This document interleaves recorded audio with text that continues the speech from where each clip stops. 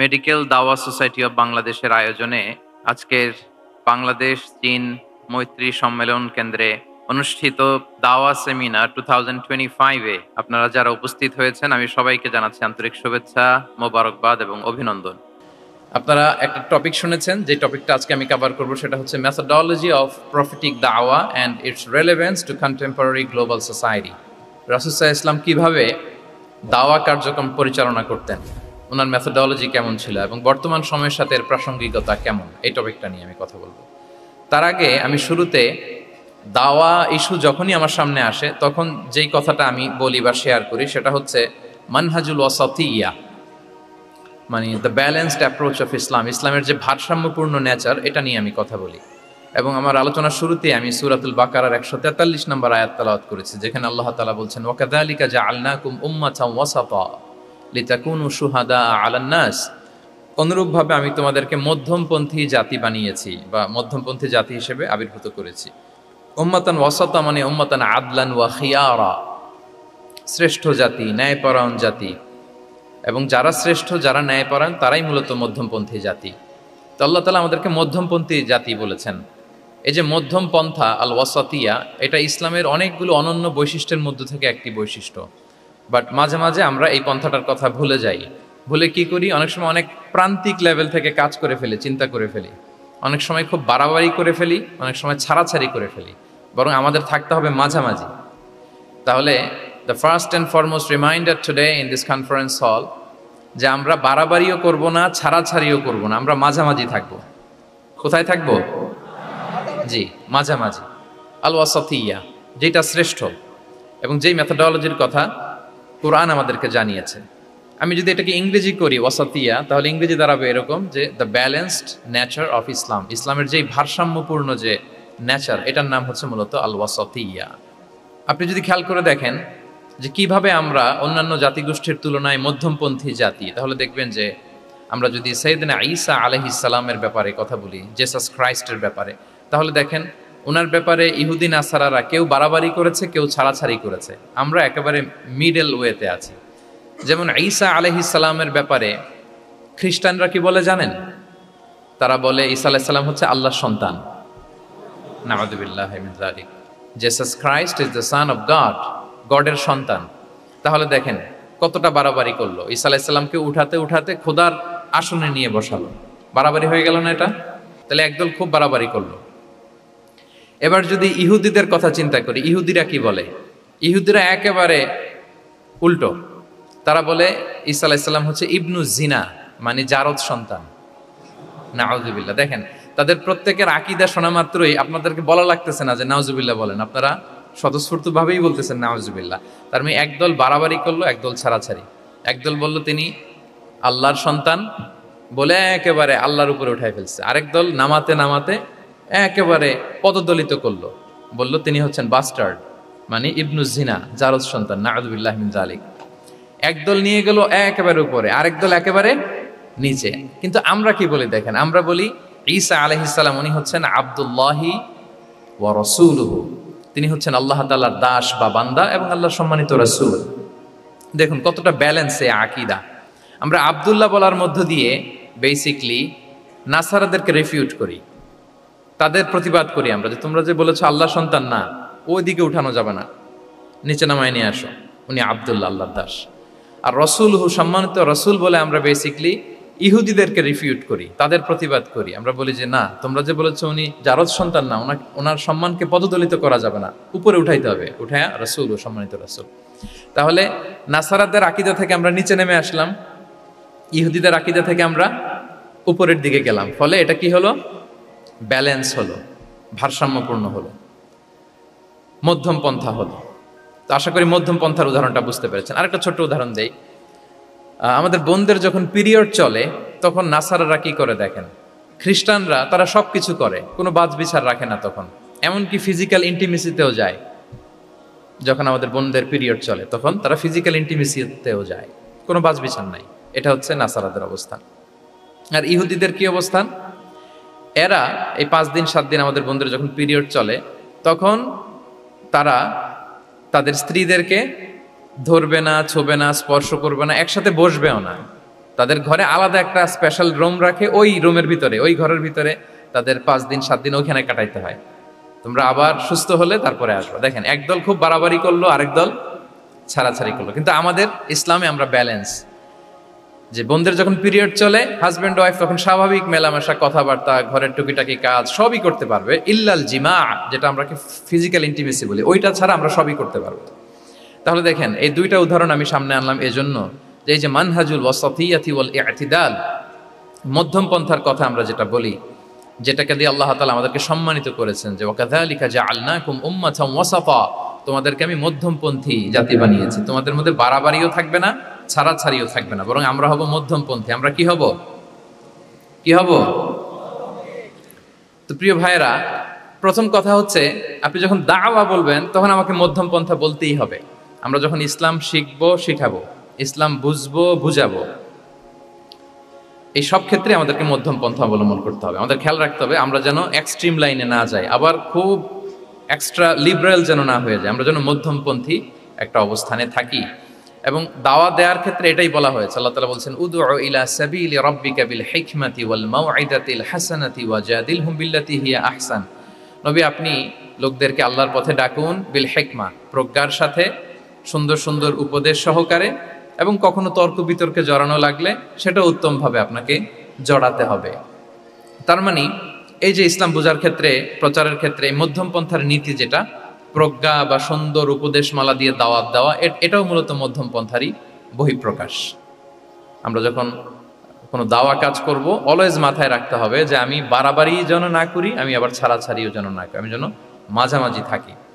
তো এই যে দাওয়া আমরা দিচ্ছি, দাওয়াটা কি? বেসিক্যালি এটা হচ্ছে একটা কমিউনিকেশন, রাইট?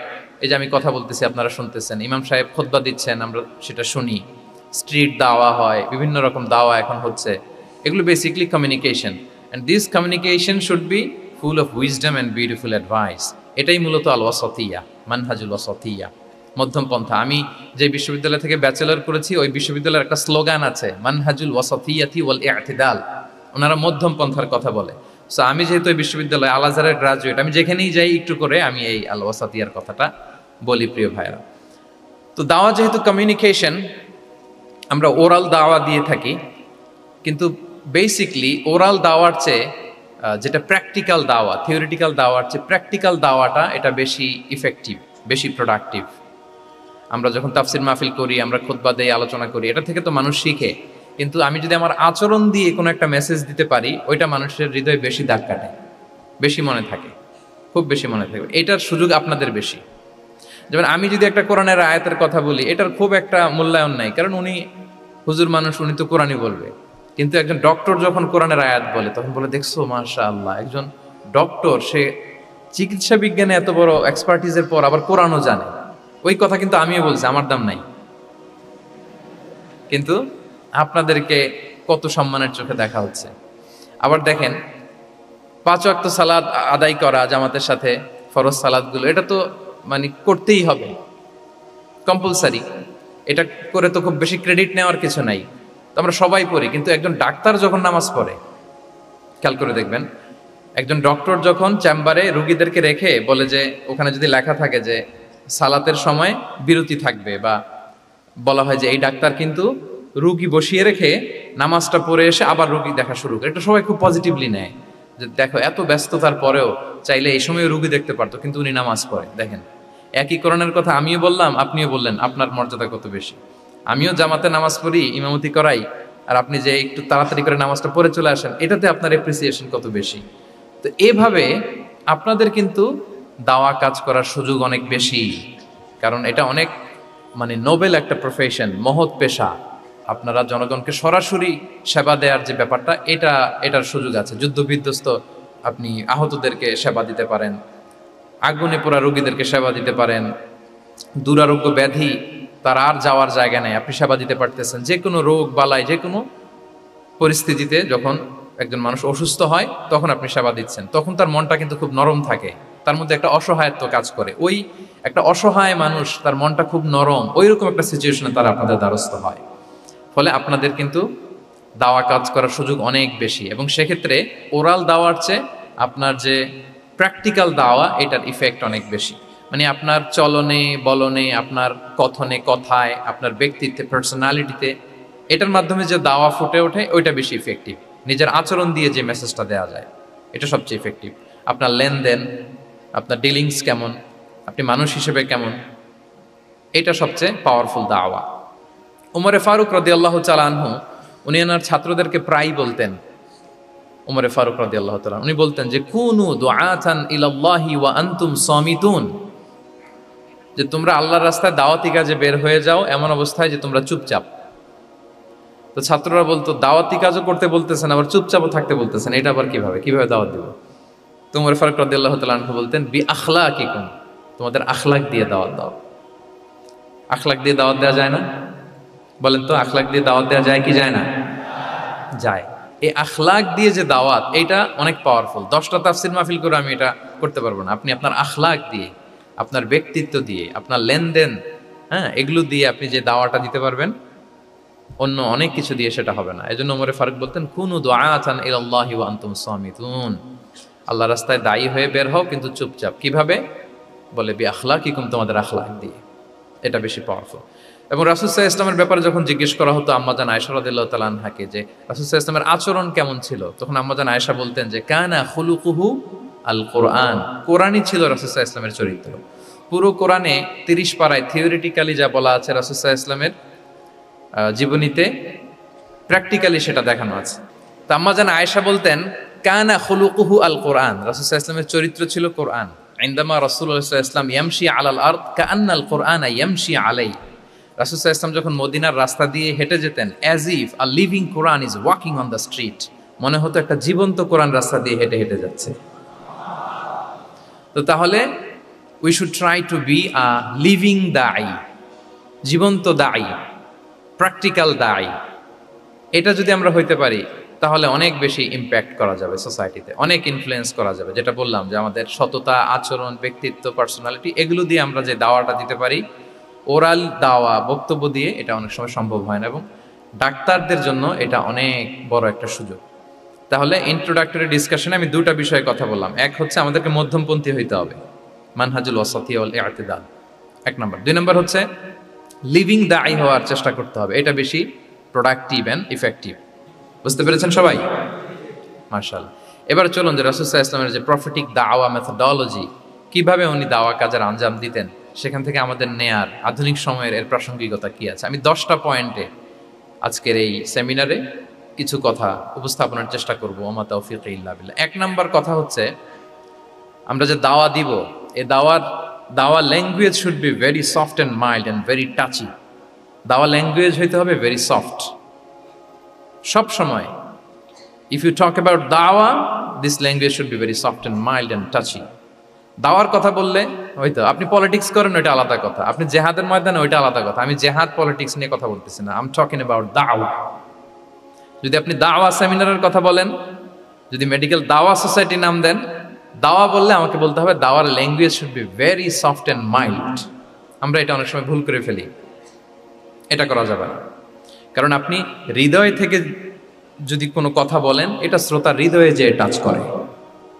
আল্লাহর হাবিব সাল্লাল্লাহু আলাইহি ওয়াসাল্লামের কথাগুলো নিয়ে এত আলোচনা, বিশ্লেষণ, কথাগুলো এত অ্যাপিলিং কেন, এত আবেদনময় কেন? এর কারণ হচ্ছে রাসূল সাল্লাল্লাহু আলাইহি ওয়াসাল্লাম যা বলেছেন তিনি হৃদয় থেকে বলেছেন, এবং হৃদয় থেকে কথা বেরোলে এটা শ্রোতার হৃদয়ে যে টাচ করে। একটা ছোট্ট আয়াত আমি তেলাওয়াত করি, সূরা তাহার। আল্লাহ তাআলা বলছেন ফাকুলা লাহু কাওলান লাইয়িনা লাআল্লাহু ইয়াতাযাক্কারু আও ইয়াখশা। আল্লাহ তাআলা মূসা আলাইহিস সালাম এবং হারুন আলাইহিস সালাম, ওনাদের দুইজনকে বলছেন যে তোমরা দুই ভাই মিলে যাও, ফেরাউনের কাছে যে দাওয়াত দাও এবং কোমল ভাষায় দাওয়াত দাও। কি ভাষায়? কোমল ভাষায় দাওয়াত দাও। কাওলান লাইয়িনা, use very soft and mild language, very touchy language. Soft এবং কোমল ভাষায় দাওয়াত দাও কাকে? পৃথিবীর সবচেয়ে বড় সন্ত্রাস, তাই না? হ্যাঁ, দুর্ধর্ষ সন্ত্রাস, খোদাদ্রোহী, তারপর সীমালঙ্ঘনকারী। আপনি যত নেগেটিভ যা বলবেন সব যাবে ওর সাথে। ফিরআউন, লাআল্লাহু ইয়াতাযাক্কারু আও ইয়াখশা, হয়তো সে উপদেশ গ্রহণ করবে অথবা তার হৃদয়ে ভয়ের উদ্রেক হতে পারে। হয়তো তোমরা soft and mild language use করবা। মূসা এবং হারুন কোমল ভাষায় যে তোমরা দাওয়াত দিবা। আচ্ছা, কার ব্যাপারে আল্লাহ বললেন, কাকে দাওয়াত দিতে বললেন? সবাই বলেন তো নামটা। ফেরাউন। আচ্ছা, ফেরাউনের ক্ষেত্রে আল্লাহ তাআলা বললেন যে soft and mild language use করো, নরম ভাষা। আমাকে উত্তর দেন, আমাদের কারেন্ট সময় আমরা যাদেরকে জালিম বলি, যাদেরকে খারাপ বলি, ফাসিক বলি, পাপাচারী, ধরেন যে আমার মতে বা আপনাদের মতে যে সবচেয়ে খারাপ, পাপাচারী, জালিম, ওই জালিমটা কি ফেরাউনের চেয়ে বড় জালিম? আমাদের চোখে যে জাহান্নামী, যে নিকৃষ্ট খারাপ পাপী যাকে আমি মনে করি, যদিও এরকম মনে করার সুযোগ আমাদের নাই, কে জান্নাতি কে জাহান্নামী এটা ডিসাইড করবে কে? আল্লাহ তাআলা। কিন্তু আমাদের চোখে যে পাপী, যে ভুল করেছে, যে জালিম, ওই জালিমগুলো, খারাপ লোকগুলো কি ফেরাউনের চেয়ে বেশি খারাপ ছিল? ছিল? ওই ফেরাউনের ক্ষেত্রে আল্লাহ বলেছেন ফাকুল আলাহু কাউলান লাইকিনা, সফট ল্যাঙ্গুয়েজ ইউজ করো মুসা এবং হারুন, কোমল ভাষা ব্যবহার করো, হয়তো তার ভুল ভেঙে যাবে, হয়তো সে উপদেশ গ্রহণ করবে। তো তাহলে দেখেন কত বড় ভুল আমরা করি। আমরা মাঝে মাঝে এমন অ্যাটাকিং মোডে কথা বলি, এমন আগ্রাসী হয়ে কথা বলি, ওর মানার এক সুযোগ থাকলেও ও মানবে না। কি বলেন? যাও মানার একটু ইচ্ছা ছিল, আমার এই অ্যাটিটিউডের কারণে সে আর এটা শুনবে না। এটাই মানুষের স্বভাব। আপনি আগ্রাসী হয়ে অ্যাটাকিং হয়ে কথা বলে মানুষ এটা শোনে না। তাহলে দাওয়ার প্রফিটিক এক নাম্বার মেথোডোলজি হচ্ছে দাওয়ার ল্যাঙ্গুয়েজ হইতে হবে very soft and very mild.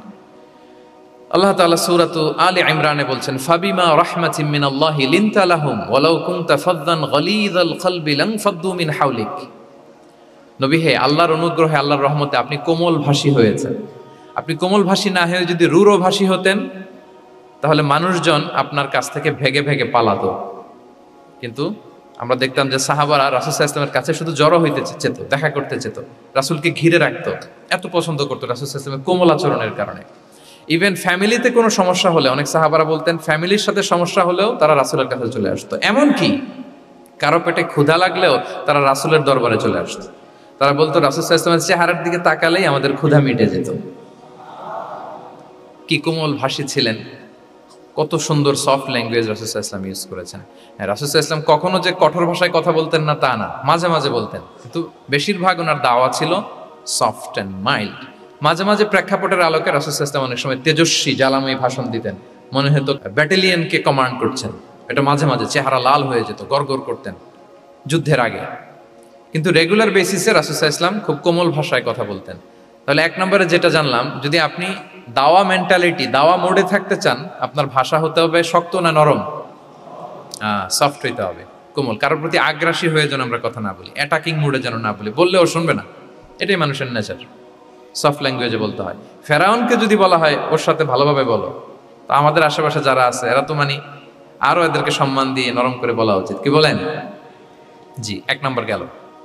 দুই নম্বর হচ্ছে দাওয়াকে ফলপ্রসূ করতে হলে রাসূল সাল্লাল্লাহু আলাইহি ওয়াসাল্লাম যেটা করতেন, শ্রোতাদের অনেক সময় মনোযোগ আকর্ষণের জন্য উনি অনেক ধরনের টুলস, অনেক ধরনের জিনিস তিনি ব্যবহার করতেন। যেমন একটা পদ্ধতি রাসূল সাল্লাল্লাহু আলাইহি ওয়াসাল্লামের ছিল, রাসূল সাল্লাল্লাহু আলাইহি ওয়াসাল্লাম মানুষের আকর্ষণ বৃদ্ধির জন্য মাঝে মাঝে প্রশ্ন ছুড়ে দিতেন অডিয়েন্সকে, drawing attention of the listener by throwing questions. Question throw করার মাধ্যমে অ্যাটেনশন গ্রো করতেন। হাদিসে এরকম অনেক উদাহরণ পাওয়া যায়। একটা ছোট্ট হাদিস শেয়ার করি, সহিহ মুসলিমে এসেছে। রাসূল সাল্লাল্লাহু আলাইহি ওয়াসাল্লাম একবার সাহাবাদেরকে বললেন, ইন্না মিনাশ শাজারি শাজারাতান লা ইয়াসকুতু ওয়ারাকুহা মাসালুহা মাসালুল মুসলিম। রাসূল সাল্লাল্লাহু আলাইহি ওয়াসাল্লাম জিজ্ঞেস করলেন, তোমরা কি কেউ বলতে পারবা বৃক্ষরাজির মধ্যে একটা বৃক্ষ আছে, গাছের মধ্যে একটা গাছ আছে যেই গাছের কখনো পাতা ঝরে না, ওই গাছের পাতা কখনো ঝরে না। এর দৃষ্টান্ত হচ্ছে মুসলিমের দৃষ্টান্তের মতো। বলতো ফাহাদ্দিসুনি মা হিয়া, বলতো ওই গাছটা কি? কে বলতে পারো? আপনারা তো সব একেবারে পেরে গেছেন। তো সাহাবারা ওই দিন কেউ বলতে পারেন নাই। কারণ কি জানেন? একে তো আমরা জানি হাদিস স্টাডি করার কারণে, হাদিস স্টাডি না করলে তো আমরা বলতে পারতাম না, আমাদের দেশে তো খেজুর গাছ অত হয় না। তো ওনারা কেউ বলতে পারে না। এর কারণ হচ্ছে তারা ভাবছিল প্রশ্ন যেহেতু করছে এটা যেন তেন প্রশ্ন, এটা কঠিন কোনো গাছের একটা নাম বলতে হবে। তো বাড়ির পাশে যে খেজুর গাছ, মদিনার অলিতে গলিতে যে খেজুর গাছ ভর্তি, এই দিকে আর ওনাদের অ্যাটেনশন যায় না। ওনারা চলে গেছে মরুভূমিতে, ইয়ামানে, তারপর একেবারে ডেজার্টের মাঝখানে কি কি ক্যাকটাস, গুলমলতা, কি কি গাছ আছে ওগুলো আওড়াচ্ছে মনে মনে। ভাবতেছে যে খেজুর গাছের কথা তো রাসূল সাল্লাল্লাহু আলাইহি ওয়াসাল্লাম আমাদের জিজ্ঞেস করার কথা না, এ তো আমাদের গাছ, বাড়ির পাশের গাছ। তো কেউই আর বলতে পারে নাই। এরপর রাসূল সাল্লাল্লাহু আলাইহি ওয়াসাল্লাম যখন দেখলেন সবাই অপারগ, রাসূল সাল্লাল্লাহু আলাইহি ওয়াসাল্লাম বললেন, ইন্নাহা আন-নাখলা, এটা হচ্ছে খেজুর গাছ, ডেট প্লান্ট। তো তো আব্দুল্লাহ ইবনে ওমর রাদিয়াল্লাহু তাআলা আনহু বাড়িতে যাওয়ার পরে ওমরে ফারুককে তার বাবাকে বললেন যে বাবা, আজকে যে রাসূল সাল্লাল্লাহু আলাইহি ওয়াসাল্লাম প্রশ্ন ছুড়ে দিলেন, আপনারা যে কেউ পারলেন না, উত্তরটা কিন্তু আমি পারতাম। তো ওমরে ফারুক বললেন, বলো কি তুমি পারতা? তো বললা না কেন? তুমি আজকে উত্তর দিতে পারলে তো রাসূলের সামনে আমার বুকটা এত বড় হয়ে যেত। মানে লাল উট পেলে আরবরা যেই খুশি, আমি এর চেয়ে বেশি খুশি হতাম। তখন উনি বললেন যে আপনি পারতেছেন না, অন্যান্য বয়স্ক সাহাবারা পারতেছে না, মুরব্বীরা কেউ যেহেতু বলে নাই, আমি বিনয়ের খাতিরে উত্তরটা দেই নাই, কিন্তু আমি জানতাম যে এটা খেজুর গাছ। তাহলে দেখেন রাসূল সাল্লাল্লাহু আলাইহি ওয়াসাল্লাম অ্যাটেনশনটাকে ড্র করার জন্য প্রশ্ন ছুড়ে দিতেন। আপনারা তো মানে প্রশ্ন ছড়াই তো আপনাদের কাজ, যে কি অবস্থা, শরীরটা কেমন, পেট ঠিক আছে কিনা, ঘুম হয় কিনা, কমন প্রশ্ন না আপনাদের? আপনাদের কাছে গেলেই তো প্রথমে জিজ্ঞেস করে যে হজম হয় কিনা, তারপর ঘুম আসে কিনা, এই হয় কিনা, অনেক প্রশ্ন আপনারা করেন। তো এইভাবে আপনি যদি আস্তে আস্তে প্রশ্নের ছলে যদি তাকে আপনি দাওয়া দিতে চান, আপনি কিন্তু দিতে পারেন। এটা রাসূল সাল্লাল্লাহু আলাইহি ওয়াসাল্লামের একটা দাওয়া মেথোডোলজি ছিল। দুইটা বলে ফেললাম, একটা হচ্ছে দাওয়ার ল্যাঙ্গুয়েজ হতে হবে অনেক শক্ত, নাকি হ্যাঁ নরম, সফট এন্ড মাইল্ড। দুই নাম্বার হচ্ছে প্রশ্ন ছুড়ে দিয়ে শ্রোতাকে আকর্ষণ করা, মনোযোগ আকর্ষণ করা। তিন নাম্বার ভিজুয়াল এক্সপ্লেনেশন, রাসূল সাল্লাল্লাহু আলাইহি ওয়াসাল্লাম এটা করতেন যাতে করে আরো সহজে বোঝানোর জন্য। এটা নিশ্চয়ই আপনারা করেন। রাসূল সাল্লাল্লাহু আলাইহি ওয়াসাল্লামের দাওয়া জিন্দেগিতে দেখা যায় প্রায় সময় কিছু উনি ভিজুয়াল এক্সপ্লেনেশন নিয়ে এসেছেন সাহাবাদের সামনে, যাতে করে সাহাবারা to get a better idea of the issue, আরো ইজিলি বুঝতে পারেন। যেমন একবার রাসূল সাল্লাল্লাহু আলাইহি ওয়াসাল্লাম অনাথ ইয়েতিমদেরকে যারা দেখভাল করে তাদেরকে মর্যাদা, এটা বোঝাতে যে রাসূল সাল্লাল্লাহু আলাইহি ওয়াসাল্লাম দুই আঙ্গুল উঁচু করে একবার বললেন যে আনা ওয়া কাফিলুল ইয়াতীমি ফিল জান্নাতি কাহাতাইন, অর্থাৎ আমি এবং এতিমের রক্ষণাবেক্ষণকারী কিয়ামতের দিন এভাবে কাছাকাছি প্রতিবেশী হয়ে থাকবো। এই দুইটা আঙ্গুলের মাঝখানে যেমনি খুব একটা স্পেস নাই, গ্যাপ নাই, মানে একেবারে কাছাকাছি, নেইবরিং ফিঙ্গার, রাইট? আমি এবং এতিমের রক্ষণাবেক্ষণকারী এভাবে নেইবর হয়ে থাকবো। এই যে ভিজুয়াল এক্সপ্লেনেশন দেখছেন, এই যে দাওয়ার মধ্যে মাঝে মাঝে এরকম ভিজুয়াল এক্সপ্লেনেশন করতে হবে যাতে করে শ্রোতারা বুঝে। রাসূল ইসলাম এটা করেছেন। মুসনাদে আহমদে এক হাদিস এসেছে, রাসূল ইসলাম একবার খেজুরের একটা ডাল নিয়ে মরুভূমির মধ্যে একটা দাগ টানলেন। খাত্তালানা রাসূলুল্লাহ সাল্লাল্লাহু আলাইহি ওয়াসাল্লাম খাত্তান, একটা স্ট্রেট লাইন দিয়ে রাসূল সাল্লাল্লাহু আলাইহি ওয়াসাল্লাম বললেন এটা হচ্ছে সিরাতুল মুস্তাকিম। সাহাবাদের দৃষ্টি আকর্ষিত হলো, সবাই মনোযোগী হয়ে উঠলো, তাই নাকি? এটা সিরাতুল মুস্তাকিম, যে দোয়া আমরা প্রতিদিন করি, ইহদিনাস সিরাতাল মুস্তাকিম। খেজুরের ডাল দিয়ে স্ট্রেট লাইন কেটে বললেন এটা হচ্ছে সিরাতুল মুস্তাকিম। এবার ওই খেজুরের ডাল দিয়ে ডানে বায়ে অনেকগুলো ছোট ছোট দাগ কাটলেন আর বললেন হাদিহি সুবুলুশ শাইতান, এগুলো হচ্ছে শয়তানের রাস্তা, এটা হচ্ছে মুস্তাকিম সোজা রাস্তা যেটা জান্নাতে যায়। আর ডানে বায়ে অনেকগুলো দাগ কাটলেন, ডেকে বললেন এই প্রতিটি রাস্তায় একটা করে শয়তান বসে থাকে আর সে তোমাদেরকে টেম্পটেশন দিতে থাকে, প্রভোকেশন করতে থাকে, ধোঁকা দিতে থাকে, ওয়াসওয়াসা দিতে থাকে। ডানে বায়ে না তাকিয়ে এই সিরাতুল মুস্তাকিমের পথেই অবিচল থাকতে হবে। তাহলে দেখেন মরুভূমির মাঝখানে, তখন তো আর ওই যে এলইডি প্রজেক্টর থাকলে হয়তো রাসূল সাল্লাল্লাহু আলাইহি ওয়াসাল্লাম ওইটাই ব্যবহার করতেন, আমরা এটা এখন করতে পারি বোঝানোর জন্য। রাসূল সাল্লাল্লাহু আলাইহি ওয়াসাল্লাম খেজুরের ডাল দিয়ে মরুভূমির মধ্যে দাগ কেটে সাহাবীদেরকে এই ভিজুয়াল এক্সপ্লেনেশন দিলেন এবং সাহাবারা খুব সহজে বুঝতে পারলেন যে কোনটা সিরাতুল মুস্তাকিম, কোনটা সিরাতুশ শাইতান।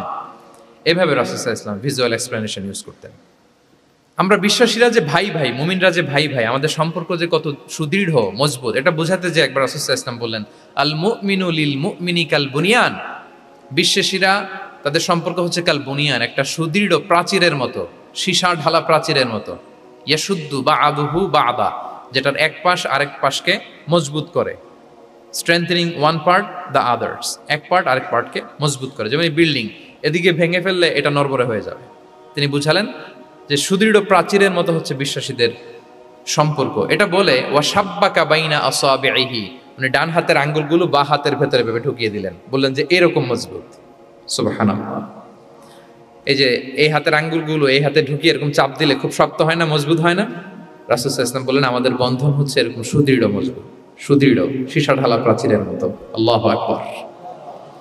তাহলে এই যে ভিজুয়াল এক্সপ্লেনেশন, রাসূল সাল্লাল্লাহু আলাইহি ওয়াসাল্লাম বোঝানোর জন্য এই যে এরকম দাগ কাটা, কখনো এইভাবে, হাদিসে এরকম অনেক পাওয়া যায়। আমি অল্প কয়েকটা, সময়ের টাইম কনস্ট্রেন্টের কারণে অল্প কয়েকটা নিয়ে আসলাম।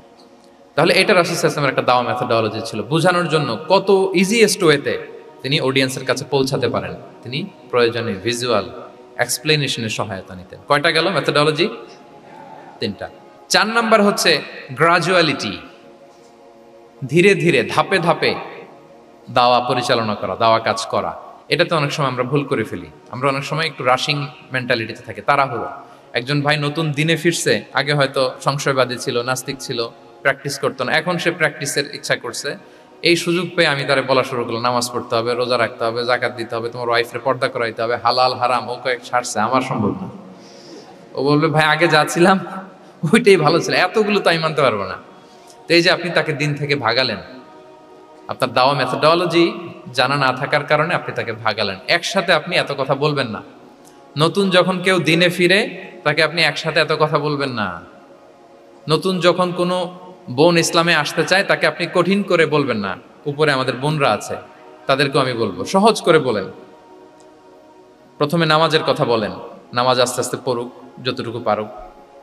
প্রথমে হয়তো 5 ওয়াক্ত পারবে না, 1 ওয়াক্ত 2 ওয়াক্ত দিয়ে শুরু করবে, এরপর আস্তে আস্তে 5 ওয়াক্ত যাবে। এরপর তাকে একটু শালীন পোশাকের কথা বলেন, যে তুমি একটু শালীন পোশাক পরো, সেফটি সিকিউরিটির জন্য ভালো। সেটাতে অভ্যস্ত হলে তাকে হেজাবের দাওয়াত দিবেন আপনি, হেজাবে অভ্যস্ত হলে নেকাবে দাওয়াত দিবেন আপনি। এইভাবে গ্রাজুয়ালিটি, ধাপে ধাপে, একসাথেই কঠিন করে দিনকে উপস্থাপন করা যাবে না। দাওয়া is a gradual process, gradually যাইতে হবে। Beginning with the most important issue first, তারপর যেটা ইম্পর্টেন্ট, তারপর যেটা ইম্পর্টেন্ট, ধাপে ধাপে আপনি তাকে বলবেন। আপনারা নিশ্চয়ই সবাই মদ হারাম হওয়ার যে স্টেপগুলো আছে জানেন না? কয়বারে হারাম হয়েছে? 3 বারে। ওয়াসআলুনাকা আনিল খামরি ওয়াল মাইসির কুল ফীহিমা ইসমুন কাবীরু ওয়া মানাফিউ লিন-নাস ওয়া ইসমুহুমা আকবারু মিন নাফিহিমা। প্রথমে বললেন মদে কিছু উপকার আছে, কিন্তু এটার গুনাহ বেশি, ক্ষতি বেশি, কিন্তু সামান্য উপকার আছে। তো মানুষ সচেতন হয়ে গেল যে না, এটা কিন্তু গুনাহ আছে, ক্ষতি আছে, সাবধান হইতে হবে। মদ খাওয়া কমায় দিল। আচ্ছা, এরপর বলা হলো ওয়ালা তাকরাবুস সালাতা ওয়া আনতুম সুকারা, মাতাল হয়ে মদ খাওয়া অবস্থায় নামাজে যেও না। কারণ কোন এক সাহাবী নামাজে এমনভাবে তেলাওয়াত করলেন, অর্থ চেঞ্জ হয়ে গেল। ফলে দিনে 5 বার মদ খাওয়া যাবে না। এই আয়াত দিয়ে তো তাই বোঝা যায়, তাই না? 5 বারের জন্য যখন সাবধান হয়ে গেল, আরো তারা অভ্যস্ত হয়ে গেল। এরপরে নাজিল হলো ইন্নামাল খামরু ওয়াল মাইসিরু ওয়াল আনসাবু ওয়াল আজলামু রিজসুম মিন আমালিশ শাইতানি ফাজতানিবু। মদ, জুয়া, ভাগ্যলিপি এগুলো শয়তানের কাজ, এগুলো থেকে বেঁচে থাকো। সবাই মদিনার ঘরের ভেতরে মদের বোতল যেগুলো ছিল ভেঙে সব রাস্তায় মদ দিয়ে মদিনার অলিগলি সয়লাম। সুবহানাল্লাহ, কারো কষ্ট হয়নি, কারণ ধাপে ধাপে মদকে হারাম করা হয়েছে। কেউ যদি চেইন স্মোকার থাকে, আপনি যদি বলেন যে স্মোকিং হারাম, কালকে থেকে একটাও খেতে পারবে না, ও পারবে? ও তো মারা যাবে। ও সব বাদ দিতে পারবে, স্মোকিং বাদ দিতে পারবে না। তো কি করবেন? তাকে আপনি অল্প অল্প করে, যে একটু একটু করে ছাড়ো। এই যে রমজান আসতেছে, সারাদিন তো করতেই পারবে না, রাতে 2-3টা করে খাইও, বেশি খাইও না। না মানে ছাড়ানোর জন্য বলতেছে আর কি। যে 10টা খায় তারা যদি আপনি 2টা খাইতে বলেন, এটা তো আপনি দাওয়াই দিলেন নাকি, কমাইতে বললেন তো। সিগারেটের প্রতি তার উৎসাহিত করতেছি না আমরা। চেইন স্মোকার ও 10টা ছাড়া হয় না প্রতিদিন। তো এই রমজানে আপনি তারা বললেন যে সারাদিন তো তুমি না খেয়ে থাকবা, রাতে 1টা 2টা বা 3টা গেল। প্রথম দশকে 3টা, এরপরের দশকে 2টা, তারপরের দশকে 1টা। যে 1টা খায় তারপরের দিন তো সে চাইলে ছেড়েও দিতে পারে, কি বলেন? এইভাবে গ্রাজুয়ালি তাকে ছাড়ানোর জন্য অভ্যস্ত করতে হবে। তাহলে এই গ্রাজুয়ালিটিটা দরকার। আমি হাদিস থেকে, সিরাত থেকে একটা উদাহরণ দেই, শুনুন। রাসূল সাল্লাল্লাহু আলাইহি ওয়াসাল্লাম মুআয ইবনে জাবাল রাদিয়াল্লাহু তাআলা আনহুকে ইয়ামানের গভর্নর করে পাঠালেন। তো তখন তাকে বললেন যে মুআয, ইন্নাকা তাআতি কওমান মিন আহলিল কিতাব, তোমাকে এমন একটা এলাকার গভর্নর করে পাঠাচ্ছি, তারা কিন্তু আহলি কিতাব, মানে people of the books, Jews and Christian community, তারা ইহুদি খ্রিস্টান। সো তাদেরকে যখন দাওয়াত দিবা, ধাপে ধাপে দিবা। কিভাবে দিবা? তিনি বললেন ফাদউহুম ইলা শাহাদাতি আন লা ইলাহা ইল্লাল্লাহ ওয়া আন্না মুহাম্মাদুর রাসূলুল্লাহ। প্রথমে দাওয়াত দিবা তাওহীদ আর রিসালাতের। আওয়াজ করে বলেন, প্রথমে কিসের? তাওহীদ এবং রিসালাতের। আচ্ছা, ফাইনহুম আতাউ লিযালিক, তারা যখন এটা মেনে নেয়। আরবিটা খেয়াল করেছেন অর্থটা? ফাইনহুম আতাউ লিযালিক, তাওহীদ রিসালাত যদি মেনে নেয়, তাহলে তাদেরকে 5 ওয়াক্ত নামাজের দাওয়াত দিও। 5 ওয়াক্ত নামাজে যখন তারা অভ্যস্ত হয়ে যায়, ফাইনহুম আতাউ লিযালিক, যখন তারা এটাও মেনে নেয়, তখন তাদেরকে যাকাতের আদেশ করো। সুবহানাল্লাহ, সুবহানাল্লাহ। দেখেন ধাপে ধাপে, একবারে সবগুলো বিধান একবারে তাদের সাথে শেয়ার করতে বলেননি। প্রথমে তাওহীদের, রিসালাতের, মেনে নিলে সালাতের, মেনে নিলে যাকাতের, ধাপে ধাপে। তাহলে একবারে কেউ নতুন যখন দিনে ফিরেছে, একবারে সবকিছু তার ঘাড়ে চাপিয়ে দিবেন আপনি? কি করবেন? গ্রাজুয়ালি, ধাপে ধাপে আমরা এই দাওয়াটা তাদেরকে দেওয়ার চেষ্টা করব। এটা খুব ইফেক্টিভ হবে, ফলপ্রসূ হবে। আচ্ছা, 4টা কভার করে ফেলেছি। 5 নাম্বার হচ্ছে দাওয়ার মধ্যে ইমোশনাল ইন্টেলিজেন্স ইউজ করতে হবে, তাহলে এটা মোর ইফেক্টিভ হবে। মানে আপনি মানুষের আবেগ অনুভূতি নাড়িয়ে দিয়ে যদি দাওয়া দিতে পারেন, এটা তার শুদ্ধাচারের জন্য অনেক কাজে দেবে। ইমোশনাল ইন্টেলিজেন্স মানে তার আবেগ, ইমোশনকে আপনি ট্রিগার আপ করবেন, ওইটাতে আপনি টাচ করবেন, তাহলে দেখবেন যে সে একেবারে কাবু হয়ে গেছে। এটা রাসূল সাল্লাল্লাহু আলাইহি ওয়াসাল্লামের সিরাতে আমরা অনেক সময় দেখেছি যে ইমোশনাল ইন্টেলিজেন্সকে কাজে লাগিয়ে রাসূল সাল্লাল্লাহু আলাইহি ওয়াসাল্লাম তার আবেগ অনুভূতিতে এমনভাবে নাড়া দিয়েছেন, তাকে আল্লাহ তাআলা হেদায়েতের রাস্তায় নিয়ে এসেছে। সুবহানাল্লাহ। একটা ছোট্ট উদাহরণ দেই, মুসনাদে আহমদ ইবনে হাম্বলের হাদিস, কিভাবে ইমোশনাল ইন্টেলিজেন্স রাসূল সাল্লাল্লাহু আলাইহি ওয়াসাল্লাম ইউজ করতেন, আবেগ অনুভূতিকে কিভাবে নাড়া দিতেন রাসূল সাল্লাল্লাহু আলাইহি ওয়াসাল্লাম। এক যুবক এসে সাহাবাদের সামনে রাসূল সাল্লাল্লাহু আলাইহি ওয়াসাল্লামকে বললেন, ইয়া রাসূলুল্লাহ ইযান লি বিজিনা, হে আল্লাহর রাসূল আপনি আমাকে জিনার অনুমতি দেন। নাউযুবিল্লাহ। কিসের? জিনার, মানে ব্যভিচারের অনুমতি দেন, ব্যভিচার বা জিনার অনুমতি দেন। আশেপাশের সাহাবারা তো রেগে মেগে আগুন। ফাআকবাল আল কওমু আলাইহি ফাজাজারু, সবাই তাকে দৌড়ে ধরতে গেল আর ধমকাতে লাগলো, ছি ছি ছি, মাহ মাহ, আমরা যেটা বাংলায় বলি ছি ছি, আরবিতে ওনারা কি বলে? মাহ মাহ, ছি ছি, কি বলো তুমি? লজ্জা শরমের মাথা খেয়ে তুমি রাসূলুল্লাহর দরবারে এসে বলতেছে, হে আল্লাহর রাসূল আপনি জিনার অনুমতি দেন। যে রাসূল আল্লাহর পক্ষ থেকে বাণী শোনায়, ওয়ালা তাকরাবুজ জিনা, তোমরা ব্যভিচারের নিকটবর্তীও হয়ো না, আর তুমি সেই নবীর কাছে এসে আবদার করতেছো জিনার অনুমতি দেন। তারা যখন তেরে আসলো এই যুবকের দিকে, রাসূল সাল্লাল্লাহু আলাইহি ওয়াসাল্লাম তাদেরকে থামালেন, বললেন যে তোমরা থামো, যুবককে ডেকে আনো আমার কাছে। যুবককে নিয়ে আসা হলো, রাসূল সাল্লাল্লাহু আলাইহি ওয়াসাল্লাম তাকে পরম আদরে কাছে টেনে নিলেন। এবার তাকে জিজ্ঞেস করলেন, তুমি জিনার অনুমতি চাও না? বলে যে ইয়া রাসূলুল্লাহ, জি জিনার অনুমতি চাই। তখন রাসূল সাল্লাল্লাহু আলাইহি ওয়াসাল্লাম বললেন, তুমি আমাকে উত্তর দাও তো, তুমি বলো তো যে আতুহিব্বুহু লি উম্মিক, তুমি কি পছন্দ করবে যে কোনো পরপুরুষ তোমার মায়ের সাথে এই জিনাটা করুক? তোমার এটা ভালো লাগবে? সে বলে, লা ইয়া রাসূলুল্লাহ, না কখনো না, আমার মায়ের সাথে কেউ এই পাপাচারে লিপ্ত হবে, এটা কোনো মানুষ মেনে নেবে না। আমি কেন, কেউ মেনে নেবে না। তারপর রাসূল সাল্লাল্লাহু আলাইহি ওয়াসাল্লাম তাকে বললেন, আতুহিব্বুহু লিবনাতিক, তুমি তোমার কলিজার টুকরা সন্তান, কন্যা সন্তানের সাথে, তোমার কন্যার সাথে কেউ এই পাপ কাজটা করুক, এটা তুমি মেনে নিবে, এটা তুমি পছন্দ করো?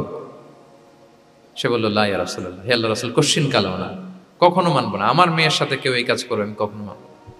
রাসূল সাল্লাল্লাহু আলাইহি ওয়াসাল্লাম আবার তাকে প্রশ্নবাণে জর্জরিত করতে লাগলেন, আবার বললেন, আতুহিব্বুহু লি উখতিক, তুমি কি তোমার প্রিয় বোনের সাথে কেউ এটা করুক, এই পাপাচারে লিপ্ত হোক, জিনা করুক, পছন্দ করবে? তোমার বোনকে কেউ এরকম করবে, অপমান করবে, এটা চাইবে তুমি?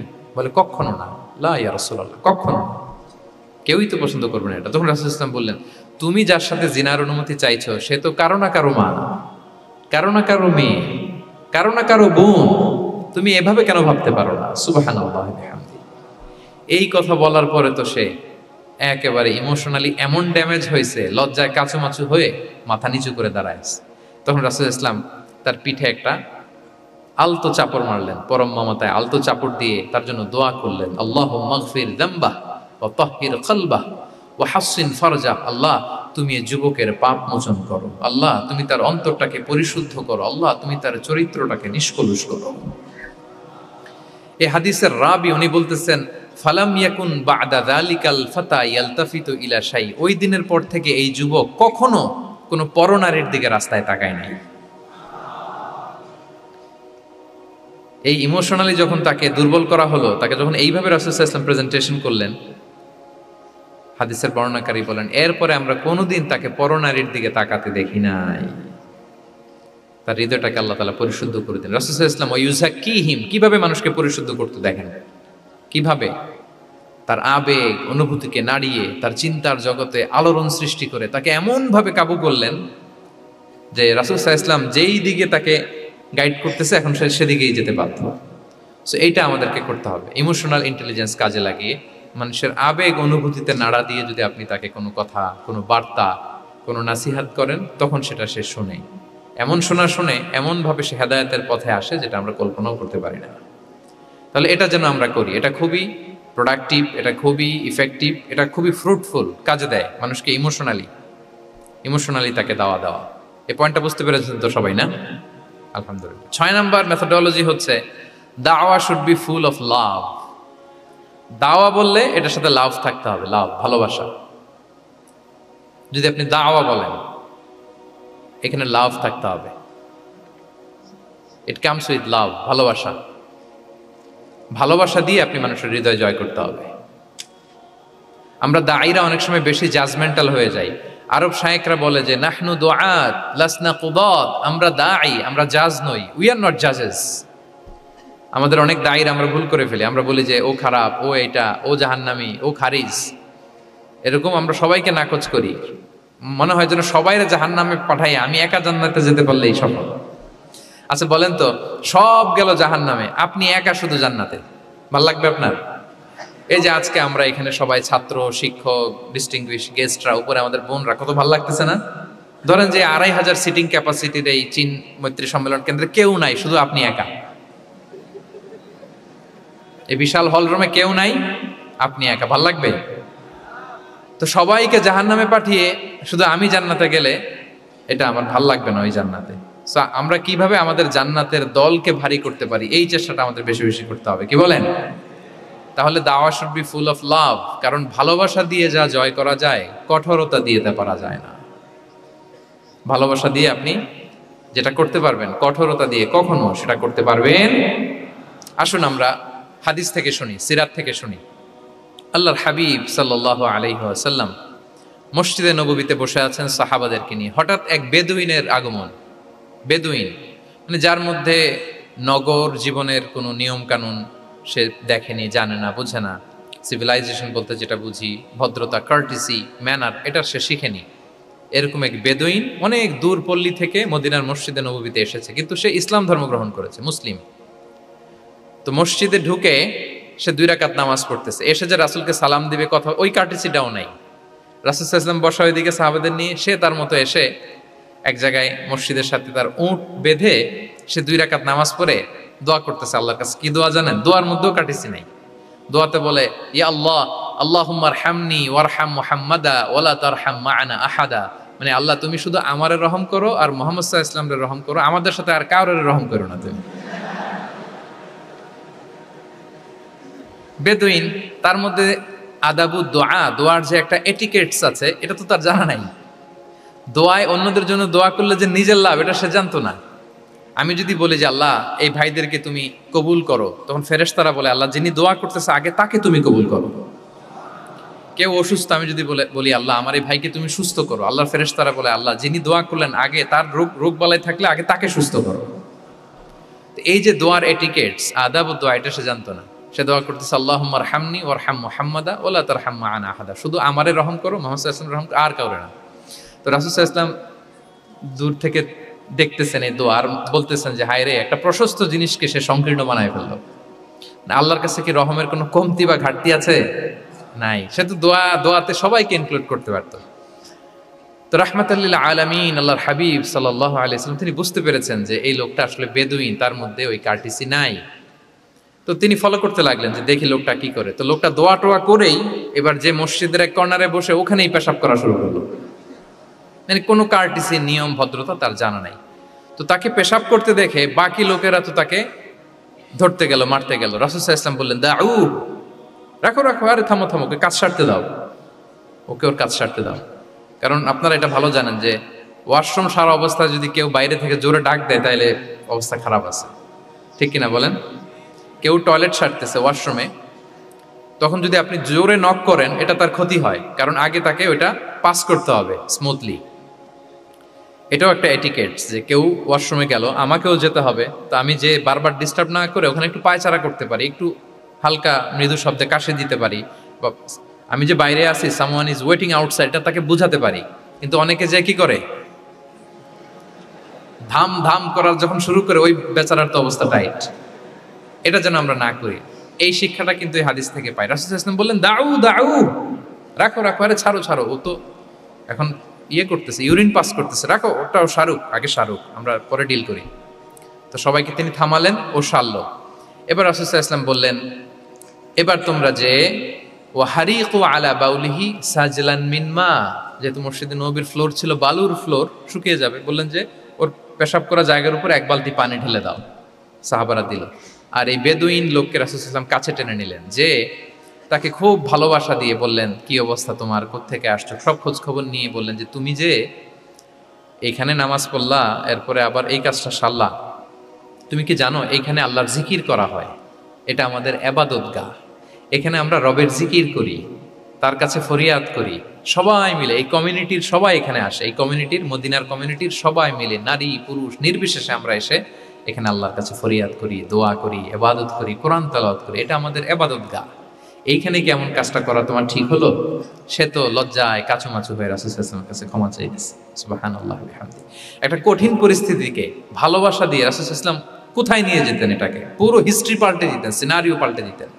সাহাবারা অবাক হলো, তারাও শিখলো যে না, এরকম করা যাবে না। তখন তাকে এইভাবে ডিল করলেন। আর সাহাবারা যারা রাগারাগি করেছিল, সাহাবীদেরকে রাসূল সাল্লাল্লাহু আলাইহি ওয়াসাল্লাম বললেন, ফাইন্নামা বুইসতুম মুয়াসসিরিন ওয়া লাম তুবআসু মুআসসিরিন। মনে রাখো, তোমরা সহজপন্থী হয়ে প্রেরিত হয়েছো, তোমরা কঠিন কট্টরপন্থী হয়ে জটিলপন্থী হয়ে প্রেরিত হও নাই। তোমরা কোনো কাজকে জটিলভাবে সমাধানের দিকে যেও না, সহজ করে সলভ করবা। সুবহানাল্লাহ, সুবহানাল্লাহ বিহামদিহি। তাহলে দেখেন, ভালোবাসা দিয়ে রাসূল সাল্লাল্লাহু আলাইহি ওয়াসাল্লাম ওই বেদুইনকে যেভাবে আদব শিক্ষা দিলেন, তার হৃদয় জয় করলেন। কঠোরতা দিয়ে পারা যেত? বলেন তো, পারা যেত? পারা যেত না। তো 6 নাম্বার দাওয়া মেথোডোলজি হচ্ছে দাওয়া should be full of love, full of love, full of well wishes. আপনি শুভকামনা, ভালোবাসা, এটা দিয়ে আপনি মানুষের হৃদয়ে যতটুকু জায়গা পাবেন, কঠোরতা দিয়ে পাবেন না। আরেকটা ছোট্ট উদাহরণ দেই। সুমামা ইবনে উসাল রাদিয়াল্লাহু তাআলা আনহু, উনি ইয়ামামার অধিপতি ছিলেন, অধিপতি। রাসূল সাল্লাল্লাহু আলাইহি ওয়াসাল্লামকে হত্যা করতে এসেছিলেন গোপনে। কি করতে? হত্যা করতে। কি করতে বলেন সবাই? হত্যা করার জন্য এসেছিলেন। কিন্তু দুর্ভাগ্যক্রমে হত্যা করতে এসে সে ধরা পড়ে গেছে সাহাবীদের হাতে, হত্যার করতে পারে নাই সুমামা ইবনে উসাল। তো সাহাবীরা তাকে ধরে মসজিদে নববীর পিলারের সাথে বেঁধে রাখলো, বেঁধে রাসূল সাল্লাল্লাহু আলাইহি ওয়াসাল্লামকে ডাকলো। তারা বলল, যে ইয়া রাসূলুল্লাহ, দেখেন ইয়ামামা থেকে আসছে সুমামা ইবনে উসাল আপনাকে হত্যা করবার জন্য, তাকে আমরা ধরে ফেলেছি, আমরা বেঁধে রেখেছি। রাসূল সাল্লাল্লাহু আলাইহি ওয়াসাল্লাম তার কাছে যে তার খোঁজ খবর নিলেন প্রথম দিন, এবং তার সামনে যথারীতি তাওহীদ এবং রিসালার দাওয়াত দিলেন। ফিরে আসলেন, ফিরে এসে সাহাবাদেরকে বললেন, তোমাদের ঘরে ভালো রুটি আছে কার কাছে? রুটির কালেকশন, আটা পিষে রুটি বানাতে পারবে। একজন বলল আমি। বললো যে এটা সুমামাকে দিয়ে আস। তো দিয়ে আসলো। আরেকজন বললো ভালো তাজা খেজুর আছে কার কাছে? এক সাহাবী বললেন আমার কাছে। রাসূল ইসলাম বললেন যাও, এটা সুমামাকে দিয়ে আস। দিয়ে আসলেন। এরপরের দিন রাসূল ইসলাম যে আবার ইসলামের সৌন্দর্য, মাহাসিন আহকামি শারিয়া, ইসলামী শারিয়ার যে বিউটি অফ ইসলাম, এটা তুলে ধরলেন, ইসলামের যৌক্তিকতা তুলে ধরলেন। সে অবাক হতে লাগলো যে কিরে, যুদ্ধবন্দীদের সাথে মুহাম্মদ সাল্লাল্লাহু আলাইহি ওয়াসাল্লাম এবং তার অনুসারীরা এরকম আচরণ করে? সে তো যুদ্ধবন্দী, এত সুন্দর আচরণ। তাকে আবার ইসলামের সুশীতল বাণীগুলোর প্রতি আহ্বান করে রাসূল ইসলাম বাড়িতে এসে এবার নিজের যে উট আছে, উটকে যে পালে, সে রাখালকে বলল, তুমি উটের দুধ দহন করে তাকে কিছু দুধ দিয়ে আসো। সুবহানাল্লাহ। আসছিল রাসূল সাল্লাল্লাহু আলাইহি ওয়াসাল্লামকে কি করতে? হত্যা করতে। তো তাকে ওটের গরম দুধ দিয়ে আসা হলো, সে পেট ভরে খেলো। তৃতীয় দিন এবার রাসূল সাল্লাল্লাহু আলাইহি ওয়াসাল্লাম যে ইসলামের যে ভবিষ্যৎ, ইসলাম মানলে যে জান্নাতে থাকা যাবে, এগুলো সব বললেন, এবং তাকে আরো অনেক মেহমানদারি করলেন, আপ্যায়ন করলেন। 3 দিন যখন রাসূল সাল্লাল্লাহু আলাইহি ওয়াসাল্লাম ইসলামকে তার সামনে এভাবে প্রেজেন্ট করলেন, আপ্যায়ন করলেন, ভালো আচরণ দেখালেন, সে অবাক হয়ে গেল। আল্লাহ তাআলা তার হৃদয়টাকে নূর দিয়ে আলোকিত করে দিলেন। 3 দিন পর রাসূল সাল্লাল্লাহু আলাইহি ওয়াসাল্লাম সাহাবীদেরকে ডেকে বললেন, যাও সুমামা ইবনে উসালের হাত পাগুলো যে রশি দিয়ে বেঁধে রেখেছো ছেড়ে দাও, রশিগুলো খুলে দাও। সাহাবারা বলেন কি ইয়া রাসূলুল্লাহ, সে তো খুনি, সে সুযোগ পেলেই তো অ্যাসাসিনেট করতো, তার রশি, হাতের রশি খুলে দিত, আপনাকে মেরে ফেলবে। আল্লাহ রাসূল সাল্লাল্লাহু আলাইহি ওয়াসাল্লাম বললেন, না, আমি যা জানি তোমরা সেটা জানো না, যেটা বলেছি তাই করো। মসজিদে নববীর পিলারের সাথে তাকে যে বেঁধে রেখেছো, রশি খুলে দাও, হাত পা খুলে দাও। আল্লাহর হাবিব সাল্লাল্লাহু আলাইহি ওয়াসাল্লামের নির্দেশ মোতাবেক সাহাবারা ওনার হাত খুলে দিলেন, পা খুলে দিলেন। সুমামা ইবনে উসাল কারোর সাথে কথা না বলে, তার বাড়ি তো ইয়ামামা, সেখানেও ফিরে গেলেন না, অন্য কোনো শহরেও গেলেন না। তিনি মদিনা থেকে অনতি দূরে একটা খেজুরের বাগান আছে, ওখানে কুয়া আছে, উনি যে ওই কুয়ার পানি দিয়ে গোসল করলেন। গোসল করে পবিত্র হয়ে মসজিদে নববীতে রাসূল সাল্লাল্লাহু আলাইহি ওয়াসাল্লামের কাছে ফিরে আসলেন, আর এসেই ঘোষণা দিলেন, আশহাদু আল্লা ইলাহা ইল্লাল্লাহ ওয়া আশহাদু আন্না মুহাম্মাদার রাসূলুল্লাহ। সুবহানাল্লাহ, সুবহানাল্লাহ। তিনি বললেন যে আমি সাক্ষ্য দিচ্ছি আল্লাহ ছাড়া কোনো ইলাহ নেই, আরো সাক্ষ্য দিচ্ছি যে মুহাম্মদ আপনি আল্লাহর প্রেরিত বান্দা এবং রাসূল। এবার তিনি বললেন, মুহাম্মদ, আপনার চেহারার চাইতে অপছন্দের চেহারা পৃথিবীতে আর দ্বিতীয়টা আমার কাছে ছিল না, কিন্তু আজকের পর থেকে আপনার চেয়ে প্রিয় চেহারা, আপনার চেহারার চেয়ে প্রিয় কোনো চেহারা আমার কাছে আর নাই। ইসলামের চেয়ে অপছন্দনীয় ধর্ম আমার কাছে আর ছিল না, কিন্তু আজ থেকে ইসলামের চেয়ে পছন্দনীয় কোনো ধর্ম আমার কাছে নাই। মদিনার চেয়ে অপছন্দের শহর আমার কাছে ছিল না, তো আজ থেকে মদিনার চেয়ে কোনো প্রিয় শহর আমার কাছে নাই। সুবহানাল্লাহ। উনি গমের বড় ডিলার ছিলেন, গম ব্যবসা করতেন। উনার থেকে গম নিয়ে মক্কায় মুশরিকরা চলতো। তিনি ঘোষণা দিলেন, আজকে থেকে আমার এলাকার কোনো গম মক্কায় যাবে না। এবার মক্কাবাসী পড়ছে বিপদে, গম ছাড়া তো তারা খেতেও পারবে না। তারা আল্লাহর হাবিব সাল্লাল্লাহু আলাইহি ওয়াসাল্লামের কাছে চিঠি লিখে পাঠালেন যে, মুহাম্মদ, তোমার এই যে নতুন অনুসারী, সে যদি গম না দেয় আমাদের তো অবস্থা খারাপ। তুমি দয়া করে এই গমের সাপ্লাই আবার যাতে সে চালু করে তুমি একটু বলে দাও। আল্লাহর হাবিব সাল্লাল্লাহু আলাইহি ওয়াসাল্লাম আবার সুমামা ইবনে উসালকে বলে দিলেন, আবার সে সাপ্লাই চালু করলো। সুবহানাল্লাহ ওয়া বিহামদি। এবং তিনি প্রথম তালবিয়া পাঠ করে উমরা করেছিলেন। তাহলে দেখেন, আসলো খুনি হয়ে, আসলো কি হয়ে? খুনি হয়ে, আর ফিরে গেল নবী প্রেমিক হয়ে। সুবহানাল্লাহ। এটা কিভাবে সম্ভব হয়েছে? রাসূল সাল্লাল্লাহু আলাইহি ওয়াসাল্লামের উদারতা, ভালোবাসা। তাহলে আপনি যদি দাওয়ার কথা বলেন আমাকে, দাওয়া should be full of love. কারণ ভালোবাসা দিয়ে যা জয় করা যায়, কঠোরতা দিয়ে সেটা পারা যায়। 7 নাম্বার হচ্ছে, 7 নাম্বার, রাসূল সাল্লাল্লাহু আলাইহি ওয়াসাল্লাম যদি কাউকে কারেকশন করতে চাইতেন, কখনো তাকে অপমান করতেন না, অন্যের সামনে তার নাম নিতেন না, নাম না নিয়ে তাকে শুধরে দিতেন। এটা দাওয়ার আরেকটা মেথডোলজি। কেউ কোনো ভুল কাজ করলে তার নাম ধরে অন্যের সামনে লজ্জিত করতেন না। আমরা কিন্তু অনেক সময় করে ফেলি, করি না? অন্যের সামনে মানুষকে কারেক্ট করি, এটা ঠিক না। The way he use to correct others, আপনি যদি সিরাতের দিকে তাকান, সুবহানাল্লাহ, কিভাবে উনি অন্যকে কারেকশন দিতেন, নাম উল্লেখ করতেন না। আমরা এটা অনেক ভুল করি। আমি এই জন্য খুব দুঃখিত এবং লজ্জিত। আমাদের দাওয়া অঙ্গনে আপনি ইউটিউব খুললে দেখবেন যে অনেক দায়ীরা, এক দায়ী আরেক দায়ীকে তুচ্ছ-তাচ্ছিল্য করছে, তার নাম নিয়ে তাকে ছোট করা, তাকে খারিজ করা, তাকে নাকচ করা, সে জাহান্নামী, সে কাফের, সব ইসলামের ঠিকাদারি উনি একা নিজে নিয়ে বসে আছে, আর বাকি যা আছে সব খারিজ। এইটা রাসূল সাল্লাল্লাহু আলাইহি ওয়াসাল্লামের দাওয়ার সাথে যায় না। বরং কেউ যদি কোনো ভুল কিছু বলে, ভুল করে, আপনি যদি মনে করেন যে না তার এটা ভুল, আমারটা সঠিক, তো আপনার নিয়ম হচ্ছে আপনি সঠিকটা প্রচার করা। তাহলে কেউ যদি ভুল করে থাকে তারও টনেক নড়বে, বাকিরাও সঠিকটা জেনে যাবে। এটা হচ্ছে রাসূল সাল্লাল্লাহু আলাইহি ওয়াসাল্লামের দাওয়া মেথডোলজি। তিনি কখনো কারো নাম ধরে অন্যের সামনে, মানুষের সামনে তাকে লজ্জা দিতেন না, তাকে কারেক্ট করতে যেতেন না। এটা ছিল রাসূল সাল্লাল্লাহু আলাইহি ওয়াসাল্লামের বৈশিষ্ট্য। আসুন আমরা সিরাত থেকে দেখি, হাদিস থেকে দেখি। আল্লাহর হাবিব সাল্লাল্লাহু আলাইহি ওয়াসাল্লাম উনি রাতে দিনে কি কি আমল করতেন, গোপন আমল, এগুলো জানার জন্য 3 জন সাহাবী রাসূল সাল্লাল্লাহু আলাইহি ওয়াসাল্লামের স্ত্রীদের কাছে গেলেন। যে জিজ্ঞেস করলেন যে আপনারা আমাদেরকে বলুন যে রাসূল সাল্লাল্লাহু আলাইহি ওয়াসাল্লাম রাতে কি আমল করে, দুপুরে কি আমল করে, বিকেলে কি আমল করে। তো আমাদের আম্মা জানেরা, রাসূল সাল্লাল্লাহু আলাইহি ওয়াসাল্লামের প্রিয়তমা স্ত্রীরা বললেন যে উনি রাতে এরকম তাহাজ্জুদ, দুপুরবেলা এরকম তেলাওয়াত, এই সময় নফল নামাজ, এই সময় এটা এটা এটা করে। আল্লাহর হাবিব সাল্লাল্লাহু আলাইহি ওয়াসাল্লামের পুরো আমলের ফিরিস্তি যখন শোনানো হলো, কাআন্নাহুম তাকাল্লুহা, তাদের কাছে এটা কম মনে হলো পরিমাণে, তারা ভাবছিল হয়তো আরো বেশি করে। তখন তাদের একজন বলল, আরে আইনা নাহনু মিন রাসূলিল্লাহ, কই রাসূল সাল্লাল্লাহু আলাইহি ওয়াসাল্লাম, কই আমরা। রাসূল সাল্লাল্লাহু আলাইহি ওয়াসাল্লামের ব্যাপারে আল্লাহ বলেছেন, কদ গুফিরা লাহু মা তাকাদ্দামা মিন যামবিহি ওয়া মা তাআখার, রাসূল সাল্লাল্লাহু আলাইহি ওয়াসাল্লামের আগের পরে সব গুনাহ মাফ। আদতে তো ওনার কোনো গুনাহই নাই, তারপরও একটা স্পেশাল স্ট্যাটাস হচ্ছে আপনার আগের পরের সব গুনাহ মাফ। তো তারা বলল, যেই মহান ব্যক্তির, যেই নবীর আগের পরের সব গুনাহ মাফ বলে ঘোষণা দেওয়া হয়েছে, তার সাথে তো আমাদের তুলনা করলে হবে না, আমাদের তো বেশি আমল করতে হবে। রাসূল সাল্লাল্লাহু আলাইহি ওয়াসাল্লাম হয়তো এই জন্য এই স্ট্যান্ডার্ড মেনটেন করেন না, এরকম করলে তো আমরা মাফ পাবো না আল্লাহর কাছে। ভালো চিন্তা থেকেই তারা ভাবছেন যে না, আমাদের আমল আসলে কম হয়ে যাচ্ছে, বাড়াইতে হবে। রাসূল সাল্লাল্লাহু আলাইহি ওয়াসাল্লামের কথা ভিন্ন, আমাদের বাড়াইতে হবে। তো কি করতে হবে? একজন বলল, আজকে থেকে আমি সারা রাত নফল নামাজ পড়বো, সারা রাত ঘুমাবো না। নিয়ত করে ফেলছে, আমি সারা রাত নফল নামাজ, এশার পর থেকে যে নফল শুরু হবে ফজর পর্যন্ত, ঘুমটম নাই। আচ্ছা, গেল। আরেকজন বলল, আমি সারা বছর রোজা রাখবো, কালকে থেকে যে রোজা ধরবো আর ভাঙবো না, সারা বছর। আচ্ছা।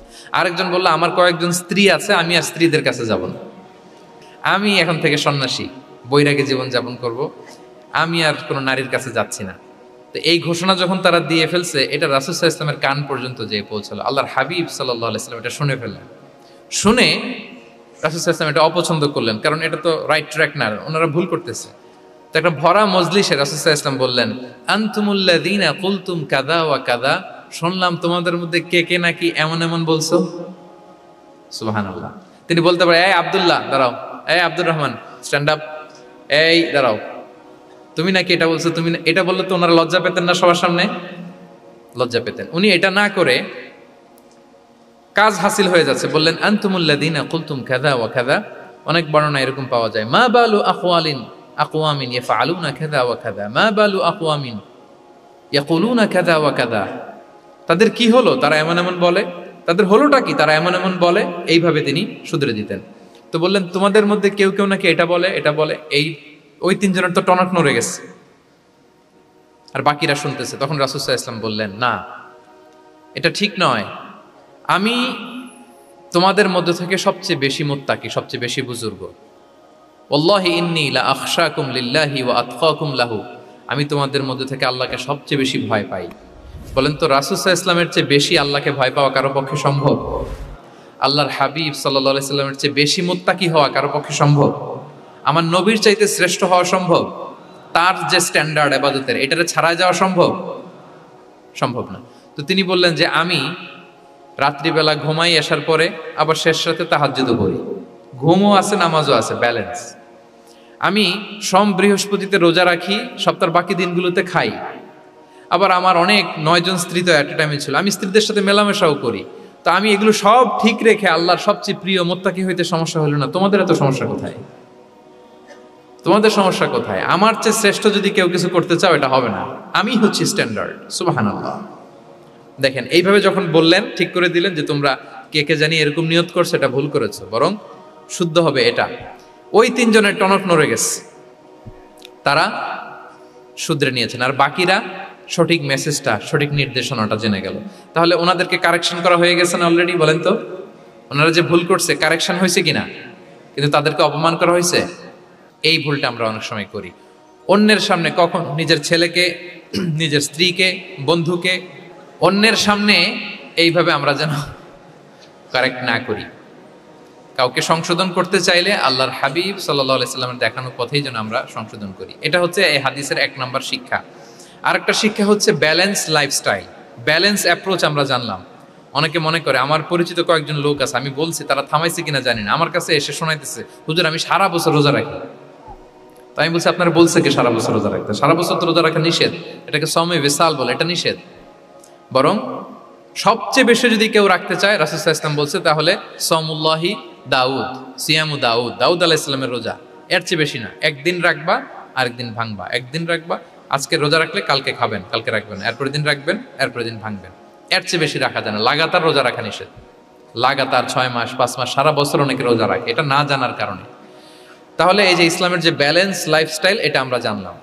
কাউকে কিভাবে শুধরে দিতে হবে, কারেক্ট করতে হবে, কারেকশনের ওয়ে, এটা আমরা জানলাম। আরেকটা হচ্ছে ইসলাম যে the combination of material and spiritual life, এইটার একটা তথ্য আমরা জানলাম যে আপনার এই দুনিয়াও লাগবে, আপনার আখিরাতও লাগবে। আপনি সব ছেড়ে দিয়ে শুধু আল্লাহর রাস্তায় চলে গেলে ওইটা ইসলাম শিখায় নাই। ইসলাম যে আমাদেরকে ফরিয়াদ শিখায়, প্রার্থনা শিখায়, রব্বানা আতিনা ফিদ দুনিয়া হাসানা ওয়া ফিল আখিরাতি হাসানা ওয়া কিনা আযাবান নার। হে আল্লাহ, আপনি দুনিয়াতেও হাসানা দেন, আখিরাতেও হাসানা দেন। আগে চাইছি কোনটা, আখিরাত না দুনিয়া? রব্বানা আতিনা ফিল আখিরাতি হাসানা ওয়া ফিদ দুনিয়া হাসানা, এরকম নাকি রব্বানা ফিদ দুনিয়া হাসানা? দেখেন, দুনিয়াটা আগে, দুনিয়াটা আগে। সো ব্যালেন্স, এই ভারসাম্য রাখাটা, আমি আলোচনা শুরুই তো করেছি ওয়াসাতিয়া, মানে ভারসাম্যপূর্ণ। ইসলামের নেচারটা হচ্ছে ব্যালেন্সড অ্যাপ্রোচ। এটা আমরা এই হাদিস থেকে শিখতে পারি। আমাদের অনেকেরই এটাতে ঘাটতি আছে, অনেক জ্ঞানী, অনেক স্কলার, অনেক তার কিছু, কিন্তু তার মধ্যে ভারসাম্য এবং পরিমিতি বোধ নাই। পরিমিতি বোধ, ভারসাম্য, ব্যালেন্স লাইফস্টাইল, এটা অনেকে অ্যাডপ্ট করতে পারে না। এটা বছরের পর বছর সাধনা করতে হয়, অ্যাডপ্ট করে নিতে হয় নিজের সাথে।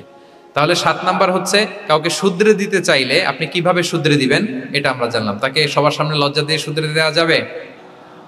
তাহলে কৌশলে তাকে শুধরে দিতে হবে। পারা যাবে তো ইনশাআল্লাহ? 8 নাম্বার হচ্ছে, এটা দায়ীদের জন্য অনেক বড় রিমাইন্ডার। সেটা হচ্ছে, আমরা যে দাওয়া দেই, এটা খেয়াল রাখতে হবে, আমি যা বলি ওটা সবার আগে অ্যাপ্লাই করতে হবে নিজের মধ্যে। আমরা অনেক সময় এটা করে ফেলি যে ভালো একটা হাদিস শুনলে, কোরআনের আয়াত শুনলে, একটা কিছু শুনলে মনে করি যে এগুলো এই সবার জন্য, মানে এটা বাদ, এখান থেকে শুরু, লাইনটা এখান থেকে শুরু, এইখান থেকে যারা আছে এই সবাই এগুলো পালন করবে, আমি এটার বাইরে।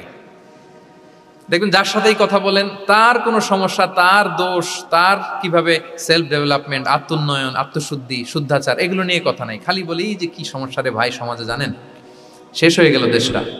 তারপর রাজনীতিতে সমস্যা, সমাজে সমস্যা, হুজুরদের মধ্যে সমস্যা, ওদের মধ্যে সমস্যা, শুধু সমস্যা, মানে উনি সব জায়গায় সমস্যা দেখতে পায়। কিন্তু বেসিকলি আপনি যখন সমস্যা নিয়ে কথা বলবেন, সবার আগে খেয়াল করতে হবে যে ওই সমস্যায় আমি আক্রান্ত কিনা। আমরা কেন যেন অন্যকে কাঠগড়ায় দাঁড় করাতে বেশি পছন্দ করি, কিন্তু নিয়ম হচ্ছে নিজেকে বারবার কাঠগড়ায় দাঁড় করানো। যে আমি ঠিক করতেছি কিনা, আসলে আমার মধ্যে শুদ্ধাচার আছে কিনা, আমার লেনদেন ঠিক আছে কিনা, আমার মধ্যে সততা আছে কিনা, do I live a decent life, আমি যা বলি আমি তা করি কিনা। এটা অনেক সময় আমরা ভুলে যাই। আমরা যা বলি সেটার জন্য আগে আমরা নিজে আমল করতে পারি। আল্লাহ তৌফিক দান করুন।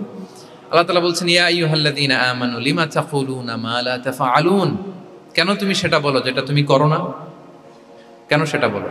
সো আমরা যদি দাওয়া কাজ করতে চাই, আমি যে দাওয়াটা দিব বা নাসিহাত দিব বা বার্তাটা রাখবো, সবার আগে যেন এটা নিজের দিকে, ওই তীর যেন নিজের দিকে থাকে, যে না এটা আগে তোমার জন্য, আগে তুমি পালন করো, পাশাপাশি এটা সবার জন্য, এটা যেন আমরা করি। আল্লাহর হাবিব সাল্লাল্লাহু আলাইহি ইসলামের জীবনে যদি আমরা দেখি তাহলে দেখবো উনি যা বলতেন ওটা নিজে আগে বেশি করতেন। আল্লাহু আকবার। উনি ইবাদতের কথা বলতেন, আল্লাহর সামনে নিজেকে সঁপে দেওয়ার কথা বলতেন। আর নিজেকে কিভাবে সঁপে দিতেন দেখেন, তিনি যখন দোয়া করতেন নিজেকে ছোট করতে করতে তিনি আল্লাহরে বলতেন, আল্লাহুম্মা ইন্নী আবদুক ওয়া ইবনু আবদিক ওয়া ইবনু আমাতিক নাসিয়াতি বিয়াদিক, হে আল্লাহ আমি আপনার দাস, আল্লাহ আমি দাসের ঘরের দাস, দাসীর ঘরের দাস। মানে আমার পিতা আব্দুল্লাহ আপনার দাস, আমার মা আমিনা আপনার দাসী। সো আমরা সবাই আপনার গোলামের ঘরের গোলাম। এর চেয়ে তুচ্ছ, ছোট, নগণ্য করে কি আর আল্লাহর সামনে নিজেকে পেশ করা যায় বলেন? এরপর তিনি বলতেন, নাসিয়াতি বিয়াদিক, আল্লাহ আমার মাথার চুলের ঝুঁটি আপনার হাতের মুঠোয়। মাথার চুলের ঝুঁটি হাতের মুঠোয় মানে কি, আপনি ডানে টান দিলে আমি ডানে যেতে বাধ্য, আপনি বাঁয়ে টান দিলে মানে আমার আর কিছু নেই, আল্লাহ সব সঁপে দিলাম আপনার কাছে। কিভাবে নিজেকে তিনি সঁপে দিতেন? তাহাজ্জুদের সালাতে যখন রাতে দাঁড়াতেন, আম্মা জান আয়েশা রাদিয়াল্লাহু তাআলা আনহা বলেন, দাঁড়িয়ে থাকতে থাকতে পা দুইটা ফুলে যেত এরকম, হাত্তা তাতাফাত্তারা কদামা, খুব কষ্ট হতো আল্লাহ রাসূল সাল্লাল্লাহু আলাইহি ওয়াসাল্লামের। আম্মা জান আয়েশা বলতেন, ইয়া রাসূলুল্লাহ কদ গুফিরা লাকা মা তাকদ্দামা মিন যামবিকা ওয়া মা তাআখার, আল্লাহ তো বলেছেন আপনার সব গুনাহ মাফ, গুনাই তো নাই, তাও ঘোষণা সব গুনাহ মাফ, এত কষ্ট নিজের দেহের উপর নিজে কেন দেন? আল্লাহর হাবিব সাল্লাল্লাহু আলাইহি ওয়াসাল্লাম বলতেন, আফালা উহিব্বু আন আকুনা আবদান শাকুরা, হ্যাঁ আয়েশা এটা ঠিক, আল্লাহ আমাকে মর্যাদা দিয়েছেন, কিন্তু আমি কি শুকরগুজার বান্দা হতে চাইবো না? আল্লাহর নেয়ামতে যে আমি ভেসে বেড়াই, আল্লাহর নেয়ামতে যে আমি বেঁচে আছি, আল্লাহর অনুগ্রহের কারণে যে আমার এত সম্মান, সে আল্লাহর প্রতি আমি কি নিজেকে পেশ করব না? আফালা উহিব্বু আন আকুনা আবদান, আমি কি শুকরগুজার হব না? আমার রোলটা তো আমাকে প্লে করতে হবে, আমাকে তো উজাড় করে আমার রবের সামনে আমাকে উপস্থাপন করতে হবে। দেখেন, শুধু বলতেন না, করে দেখাতেন। রাতের সালাতে যখন কিয়ামুল লাইল করতেন, কাঁদতে কাঁদতে দাড়ি ভিজে যেত, কাঁদতে কাঁদতে হাত্তা বাল্লাল আরদা হাত্তা বাল্লা লিহিয়াতাহু হাত্তা বাল্লা হাজরাহু, কাঁদতে কাঁদতে জুব্বা ভিজে যেত। সিজদায় পরে যখন থাকতেন কাঁদতে কাঁদতে জমিন ভিজিয়ে ফেলতেন আল্লাহর হাবিব সাল্লাল্লাহু আলাইহি ওয়াসাল্লাম। এভাবে নিজেকে আল্লাহ তাআলার সামনে পেশ করতেন। সো আমরা যারা দাওয়া অঙ্গনে কাজ করি, এটা খুব পিচ্ছিল পথ, এটা খুবই পিচ্ছিল। আমাদের খেয়াল রাখতে হবে যে আমি যা বলি এটা আমি করি কিনা। এটা দায়ীদের জন্য চ্যালেঞ্জিং। সে নিজে একটা ডিসেন্ট লাইফ লিড করা, তার নিজের মধ্যে সততা থাকা, নৈতিকতা থাকা, মোরালিটি, এথিক্স, ভ্যালিউজ নিয়ে যে আমরা বলি, ওই ভ্যালিউজের প্র্যাকটিস যেন আমাদের মধ্যে থাকে। আল্লাহ তাআলা আমাদেরকে তৌফিক দান করুক, আমরা পড়ি আমিন। 9 নম্বরে হচ্ছে কনসিডারেট হওয়া। রাসূল সাল্লাল্লাহু আলাইহি ওয়াসাল্লাম খুবই কনসিডারেট ছিলেন, এটা খুব গুরুত্বপূর্ণ, খেয়াল করে শুনুন। কনসিডারেট মানে খুব উচ্চ বিবেকবোধ সম্পন্ন ব্যক্তিত্ব, খুব বিবেকবোধ সম্পন্ন। আমাদের অনেকের মধ্যে এটা, আমাদের অনেকের সেন্স কাজ করে না। আল্লাহর হাবিব সাল্লাল্লাহু আলাইহি ওয়াসাল্লাম, he was a man of 6 senses, 6টা সেন্স ওনার কাজ করতো। সুবহানাল্লাহ, সুবহানাল্লাহ। কথা বলতেছেন, ওদিকে কি হচ্ছে, ওদিকে সব একসাথে এট এ গ্ল্যান্সে তিনি মেনটেন করতেন। সুবহানাল্লাহ বিহামদি। তো এই উচ্চ বিবেকবোধ সম্পন্ন হইতে হবে দায়ীদের। রাসূল সাল্লাল্লাহু আলাইহি ওয়াসাল্লাম একবার নামাজ পড়াচ্ছেন, পিছনে বাচ্চার কান্নার আওয়াজ, নামাজ ছোট করে দিয়েছেন, একেবারে ছোট, শর্ট করে সিজদা, রুকু, মানে যতটুকু না হলেই না, অতটুকু করে নামাজ শেষ। জিজ্ঞেস করা হলো কেন? বললেন যে আমি দেখলাম একটা ছোট বাচ্চা কাঁদছে, এই বাচ্চার মায়ের বোধহয় খুব কষ্ট হয়ে যাচ্ছে পেছনে, বাচ্চাটাকে সামলাতে মহিলাদের প্রেয়ার হলে মাটার বোধহয় খুব কষ্ট হচ্ছে, এজন্য আমি নামাজটা একটু শর্ট করে দিয়েছি। সুবহানাল্লাহ। আমরা নামাজে দাঁড়ালে দিন দুনিয়ার হুঁশ নেই, কি হচ্ছে না হচ্ছে না, আপনার সব খেয়াল রাখতে হবে। কি হচ্ছে, you are a leader, you are a দাঈ, আপনাকে এটা খেয়াল রাখতে হবে। রাসূল সাল্লাল্লাহু আলাইহি ওয়াসাল্লাম এরকম উচ্চ বিবেকবোধ সম্পন্ন লোক ছিলেন। মুআয ইবনে জাবালকে এক জায়গার মদিনার পাশেই ইমাম করে পাঠালেন, ইমাম। তো ওই এলাকার মুসল্লিরা ছিলেন শ্রমজীবী। কি জীবী? শ্রমজীবী। ওনারা উট দিয়ে পানি নিয়ে খেজুর গাছে পানি সেচ দিত, তারা খুব কষ্ট করে সারাদিন। তো উনি মাগরিবের নামাজে একদিন নামাজ শুরু করলেন, আল্লাহু আকবার বলে সূরা ফাতিহার পরে উনি সূরা বাকারা শুরু করলেন। কোন সূরা? কোরআনের সবচাইতে ছোট সূরা নাকি? হ্যাঁ, আয়াত কত? সবচাইতে বড় সূরা। তো উনি হয়তো একটা খুব মানে চিল মুডে আছেন, একটা খুব ভালো মুডে আছেন, এবাদতের একটা মুডে আছেন, উনার আবেগ থেকে উনি হয়তো সূরা বাকারা শুরু করে দিচ্ছেন, তেলাওয়াত করে করে মজা পাচ্ছেন, করতেছেন। কিন্তু পিছনে মুসল্লিরা হচ্ছে শ্রমজীবী, সারাদিন খেতে খামারে খেজুর বাগানে কাজ করে ওনারা নামাজ পড়তেছেন। একদল তো নামাজ ছেড়ে দিছে, ছেড়ে দিয়ে নিজেরা নামাজ পড়ে আল্লাহর হাবিব সাল্লাল্লাহু আলাইহি ওয়াসাল্লামের কাছে যে বিচার দিলেন যে ইয়া রাসূলুল্লাহ, দেখেন এমন একজনকে ইমাম হিসেবে পাঠালেন, উনি মাগরিবের নামাজ শুরু করছে সূরা বাকারা দিয়ে। আমরা হচ্ছে শ্রমজীবী মানুষ, আমরা কি পারি এত সময় দাঁড়িয়ে থাকতে? রাসূল সাল্লাল্লাহু আলাইহি ওয়াসাল্লাম খুব রেগে গেলেন, খুব। মুআয ইবনে জাবাল রাদিয়াল্লাহু তাআলা ওনাকে ডেকে পাঠালেন। ডেকে কি শব্দ ইউজ করছে জানেন?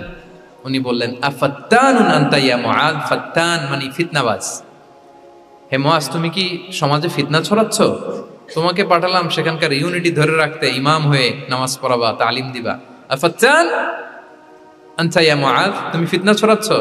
তুমি কেন সাব্বিহ ইসমা রাব্বিকাল আলা তোমার মুখস্থ নাই?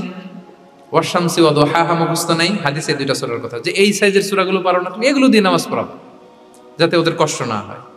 ওরা তো শ্রমজীবী সাহাবী, ওদের দিকে তো তোমার খেয়াল রাখতে হবে, কনসিডারেট হতে হবে। সুবহানাল্লাহ ওয়া বিহামদিহি। দেখেন রাসূল সাল্লাল্লাহু আলাইহি ওয়াসাল্লাম ইমামকে এনে শাসন করলেন, বুঝিয়ে বললেন যে না, তোমাকে ছোট ছোট সূরায় নামাজ পড়াতে হবে যাতে করে কষ্ট না হয়। এবং রাসূল সাল্লাল্লাহু আলাইহি ওয়াসাল্লাম কাউকে কোনো দায়িত্ব দিয়ে কাজে পাঠালে ওনার বিখ্যাত একটা বাণী তিনি বলে দিতেন। আমার ভেরিফাইড যে ফেসবুক পেজের কভার ফটোতে দেখবেন এই হাদিসটা দেয়া। সেটা হচ্ছে তিনি কাউকে কোনো দায়িত্ব দিয়ে পাঠালে তিনি বলতেন, বাশশিরু ওয়ালা তুনাফফিরু, ইয়াসসিরু ওয়ালা তুআসসিরু। মানে তোমরা মানুষকে সুসংবাদ দিও, মানুষকে দিন থেকে ভাগিও না, দিনকে সহজ করে উপস্থাপন করো, দিনকে জটিল করে মানুষের সামনে উপস্থাপন করুন। আমরা এটা ভুল করি, এত কঠিন ভাবে উপস্থাপন করি, ভাবে যে কঠিন করে উপস্থাপন করতে পারলেই বোধহয় ওনার ক্রেডিট। এরকম একটা মানসিকতা অনেকের আছে। কোনো মুফতি যদি এমন কোনো ফতুয়া দেয় যেটা সমাজের অধিকাংশ মুসলিম চেষ্টা করেও মানতে পারতেছে না, কঠিন হয়ে যাচ্ছে, তার মানে something is missing in the fatwa, something is missing in the legal opinion, and the mufti should revise the issue again and again. তাকে আরো মুফতিদের সাথে রিভাইজ করতে হবে, আরো কিভাবে জীবন ঘনিষ্ঠ করে মাসালাটা দেয়া যায় তাকে এটা ভাবতে হবে। কারণ আল্লাহ দিনের মধ্যে জটিলতা রাখেননি, কাঠিন্যতা রাখেননি। আমরা দিনকে কঠিনভাবে মানুষের কাছে উপস্থাপন করি, মানুষকে ভয় দেখাই, আমরা হতাশ করি, দিন থেকে ভাগাই। রাসূল সাল্লাল্লাহু আলাইহি ওয়াসাল্লাম বলেছেন, খবরদার দিন থেকে ভাগিও না, সহজ করে মানুষের কাছে উপস্থাপন করো, দিনকে জটিল করে মানুষের কাছে উপস্থাপন করবে না। তো তাহলে কনসিডারেট ছিলেন রাসূল সাল্লাল্লাহু আলাইহি ওয়াসাল্লাম, খুব উচ্চ বিবেক বোধ সম্পন্ন ব্যক্তি ছিলেন। একবার মাগরিবের সালাতে অথবা এশার সালাতে হাদিসে এসেছে যে ইহদা সালাতাইল ইশা মানে মাগরিব অথবা এশায় হাসান হুসাইন রাদিয়াল্লাহু তাআলা আনহুমাকে নিয়ে তিনি নামাজে গেলেন। নামাজের এক পর্যায়ে সেজদারত অবস্থায় ওনার নাতি হাসান রাদিয়াল্লাহু তাআলা আনহু ওনার কাঁধের উপরে চেপে বসলেন, দীর্ঘ সেজদা দিলেন। এরপর যখন নামাজ শেষ করলেন, সাহাবারা বললেন, ইয়া রাসূলুল্লাহ, এত লম্বা সেজদা দিতে তো কখনো দেখি নাই, নামাজে কি অসুস্থ হয়ে গেলেন নাকি? অথবা নামাজ চলা অবস্থায় কি কোরআনের আয়াত নাজিল হলো নাকি? রাসূল সাল্লাল্লাহু আলাইহি ওয়াসাল্লাম বললেন, কুল্লু যালিকা লাম ইয়াকুন, একটাও না, বরং ওয়ালাকিন নাবনি ইতাহালানি, আমার নাতি আমার কাঁধে উঠছিল। ফাকারিহতু আন উআজ্জিলাহু হাত্তা ইয়াকদিয়া হাজাতা, আমি সেজদায় উঠতে গেলেই তো ও যে খেলতেছে এটা ডিস্টার্ব হয়ে যাবে, সো ওর যতক্ষণ না ওর খেলা শেষ না হয় আমি একটু ওয়েট করতেছিলাম। তার খেলাধুলা শেষে তার সময় যখন হয়েছে নেমে গেছে, আমি তখন সেজদা থেকে মাথা উঠিয়েছি। কি কনসিডারেট ছিলেন দেখেন, কি উচ্চ বিবেক বোধ সম্পন্ন, অন্যের যাতে কষ্ট না হয়, অন্যের যে কোনো কনসার্ন, এগুলো সব তিনি খেয়াল রাখতেন। সো দাঈদের এরকম সিক্স সেন্সের অধিকারী হওয়ার চেষ্টা করতে হবে। আল্লাহ তাআলা আমাদেরকে তৌফিক দান করুন। কয়টা গেল? 9টা। আর একটা সর্বশেষ, এটা খুব গুরুত্বপূর্ণ, আপনাদের সাথে খুব রিলেভেন্ট। সেটা হচ্ছে প্রপার টাইমিং ফর দাওয়ার জন্য টাইমিংটা খুব গুরুত্বপূর্ণ। প্রপার টাইমে যদি দেন ওটা ক্লিক করবে, ওটা স্পার্ক করবে। আর যদি সময় মতো না হয় ওটা কাজ করবে না। প্রপার টাইমে প্রপার দাওয়াটা দিতে হয়, সঠিক সময়ের অপেক্ষা করা, যখন সেই সময়টা আসছে তখন দাওয়া দেওয়া। বুঝতে পেরেছেন না ব্যাপারটা? একটা ছোট্ট উদাহরণ দেই।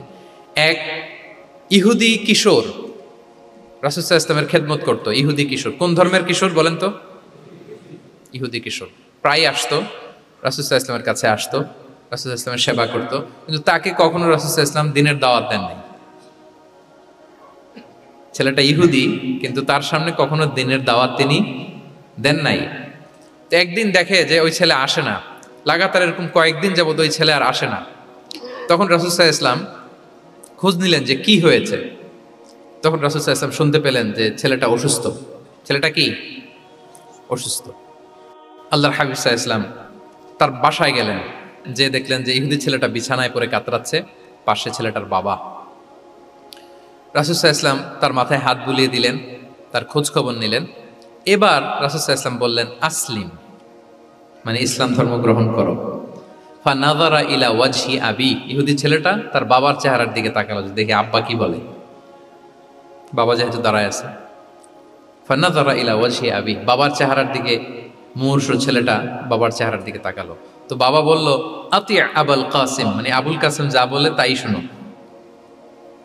রাসূল সাল্লাল্লাহু আলাইহি ওয়াসাল্লামের বড় ছেলের নাম ছিল কাসিম, ফলে ওনাকে আবুল কাসিম বলে মদিনাতে ডাকা হতো। আমাদেরও তো বড় ছেলে বা বড় মেয়ের নাম ধরে ডাকে না? ধরেন যে আপনার বড় ছেলের নাম আব্দুল্লাহ, তো আপনারা বলে আব্দুল্লাহর বাবা। রাসূল সাল্লাল্লাহু আলাইহি ওয়াসাল্লামকে মদিনায় বলা হতো কাসিমের বাবা। তো ছেলেটা যখন বাবার চেহারার দিকে তাকালো, বাবা বলল আতি আবুল কাসিম, তুমি আবুল কাসিমের অনুসরণ করো, যা বলে তাই শোনো। ছেলেটা তখন পড়তে আরম্ভ করলো আশহাদু আল্লা ইলাহা ইল্লাল্লাহ ওয়া আশহাদু আন্না মুহাম্মাদুর রাসূলুল্লাহ, মানে মুসলিম হয়ে গেল। রাসূল সাল্লাল্লাহু আলাইহি ওয়াসাল্লাম ইহুদিদের ঘর থেকে বের হয়ে আসলেন আর বললেন আলহামদুলিল্লাহিল্লাযী আনকাযাহু মিনান নার, বুখারীর বর্ণনা। প্রশংসা সে আল্লাহর, যে আল্লাহ এই ছেলেটিকে জাহান্নাম থেকে মুক্তি দিয়ে জান্নাতি বানিয়ে নিল। দেখেন রাসূল সাল্লাল্লাহু আলাইহি ওয়াসাল্লাম একটা প্রপার টাইমিং এর অপেক্ষা করতেছিলেন। এতদিন রাসূল সাল্লাল্লাহু আলাইহি ওয়াসাল্লামের ঘরে যে ইহুদি কিশোর খেদমত করে, কাজ করে দিয়ে আসে, একদিনও দাওয়াত দেয় না। রাসূল সাল্লাল্লাহু আলাইহি ওয়াসাল্লাম একটা ভালো সময় খুঁজতেছিলেন। শুরুতেই যদি দাওয়াত দেয়, ওই ছেলে আশাই বন্ধ করবে, ভাববে খাইছে, আমার তো ধর্মান্তরিত করতে চায়, ঠিক কিনা বলেন? যে আমার একটা ফেইথ আছে, সে তো আমার ফেইথ কেড়ে নিতে চায়, বা তার বাবাও ভয় পাবে।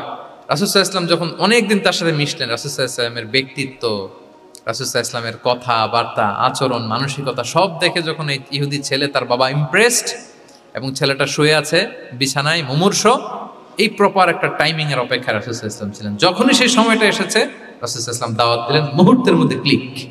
আল্লাহু আকবার। এই প্রপার টাইমিং এর অপেক্ষা আমাদেরকে করতে হবে। এই সুযোগটা কিন্তু আপনাদের আছে। আমি শুরুতেই বলেছি যে ডক্টরস যারা, তাদের কাছে মানুষ কখন আসে? সুদিনকালে না দুর্দিনকালে? বলেন, তার বিপদ, এর চেয়ে বড় বিপদ নাই। ক্যান্সার নিয়ে আসছে, ডায়াবেটিক্স নিয়ে আসছে, অসুস্থ, অসহায়, মানে ভাবখানা এমন, আপনি ছাড়া তার আর কোনো গতি নেই, ঠিক কিনা বলেন? এই প্রপার টাইমে যখন আপনি মনে করবেন যে now it's high time to give দাওয়া, জাস্ট ডু ইট। যখন মনে করবেন যে না এখন একটা সুন্দর সময়, এখন বললে এটা কাজে দিবে, ওই সময়টাকে আপনি কাজে লাগান। তাহলে দাওয়া মেথোডোলজির সর্বশেষ পয়েন্ট হচ্ছে প্রপার টাইমিং ফর দাওয়া। যখন দাওয়া দিলে কাজে লাগবে, ঠিক তখন দিতে হবে। কি পারা যাবে তো ইনশাআল্লাহ? আল্লাহ তাআলা আমাদের সবাইকে তৌফিক দান করুন। তাহলে প্রিয় ভাইয়েরা, আমি একটু রিভাইজ করি আপনাদের সাথে কি কি নিয়ে কথা বললাম। প্রথমে আমরা বলেছি যে আমাদের মধ্যমপন্থী হইতে হবে, বাড়াবাড়িও করা যাবে না, ছাড়াছাড়িও করা যাবে না। আমরা কোথায় থাকবো? মাঝামাঝি। এরপরে আমরা বললাম ওরাল দাওয়ার চেয়ে প্র্যাকটিক্যাল দাওয়া, লিভিং দায়ী হইতে পারলে ওইটার ইফেক্ট অনেক বেশি। এরপর আমরা আল্লাহর হাবিব সাল্লাল্লাহু আলাইহি ওয়াসাল্লামের সিরা এবং সুন্নাহ থেকে 10টা মেথোডোলজি, দাওয়া মেথোডোলজি আলোচনা করেছি। তার প্রথমটা ছিল ভেরি সফট অ্যান্ড মাইল্ড, দাওয়া ল্যাঙ্গুয়েজটা সফট অ্যান্ড মাইল্ড হতে হবে। 2 নাম্বার, কোশ্চেন থ্রো করতে হবে অ্যাটেনশন ড্র করার জন্য। 3 নম্বরে, visual explanation to make the দাওয়া মোর ইফেক্টিভ অ্যান্ড প্রোডাক্টিভ। তারপরে 4 নাম্বার, গ্রাজুয়ালিটি, ধীরে ধীরে, ধাপে ধাপে, একবারে সব চাপিয়ে দেওয়া যাবে না। 5 নম্বরে, ইমোশনাল ইন্টেলিজেন্স ইউজ করতে হবে। 6 নম্বরে, ফুল অফ লাভ, দাওয়া should be full of love. 7 নম্বরে, কাউকে শুধরে দিতে চাইলে লজ্জা দিয়ে অন্যের সামনে শুধরে দেওয়া যাবে না, রাসূল সাল্লাল্লাহু আলাইহি ওয়াসাল্লাম যেভাবে শিখিয়েছেন ওইভাবে কারেক্ট করতে হবে। 8 নম্বরে, দাওয়া should be applied in yourself, আগে নিজের মধ্যে। 9 নম্বরে, কনসিডারেট হইতে হবে, উচ্চ বিবেক বোধ সম্পন্ন। 10 নম্বরে, প্রপার টাইমিং, ঝোপবো যে কোপ, বাংলা একটা কথা বলে না, কি বলে? ঝোপবো যে, তার মানে সময় মতো, সময়ের 1/4, অসময়ের সময় মতো। যখন আপনি মনে করবেন it's high time to give দাওয়া, ডু ইট, এটা করেন। এইভাবে আল্লাহ রাসূল সাল্লাল্লাহু আলাইহি সাল্লামের দাওয়া মেথোডোলজি ফলো করে যদি আমরা দাওয়া কাজ করি, দাওয়াটা প্রোডাক্টিভ হবে এবং খুব ইফেক্টিভ হবে।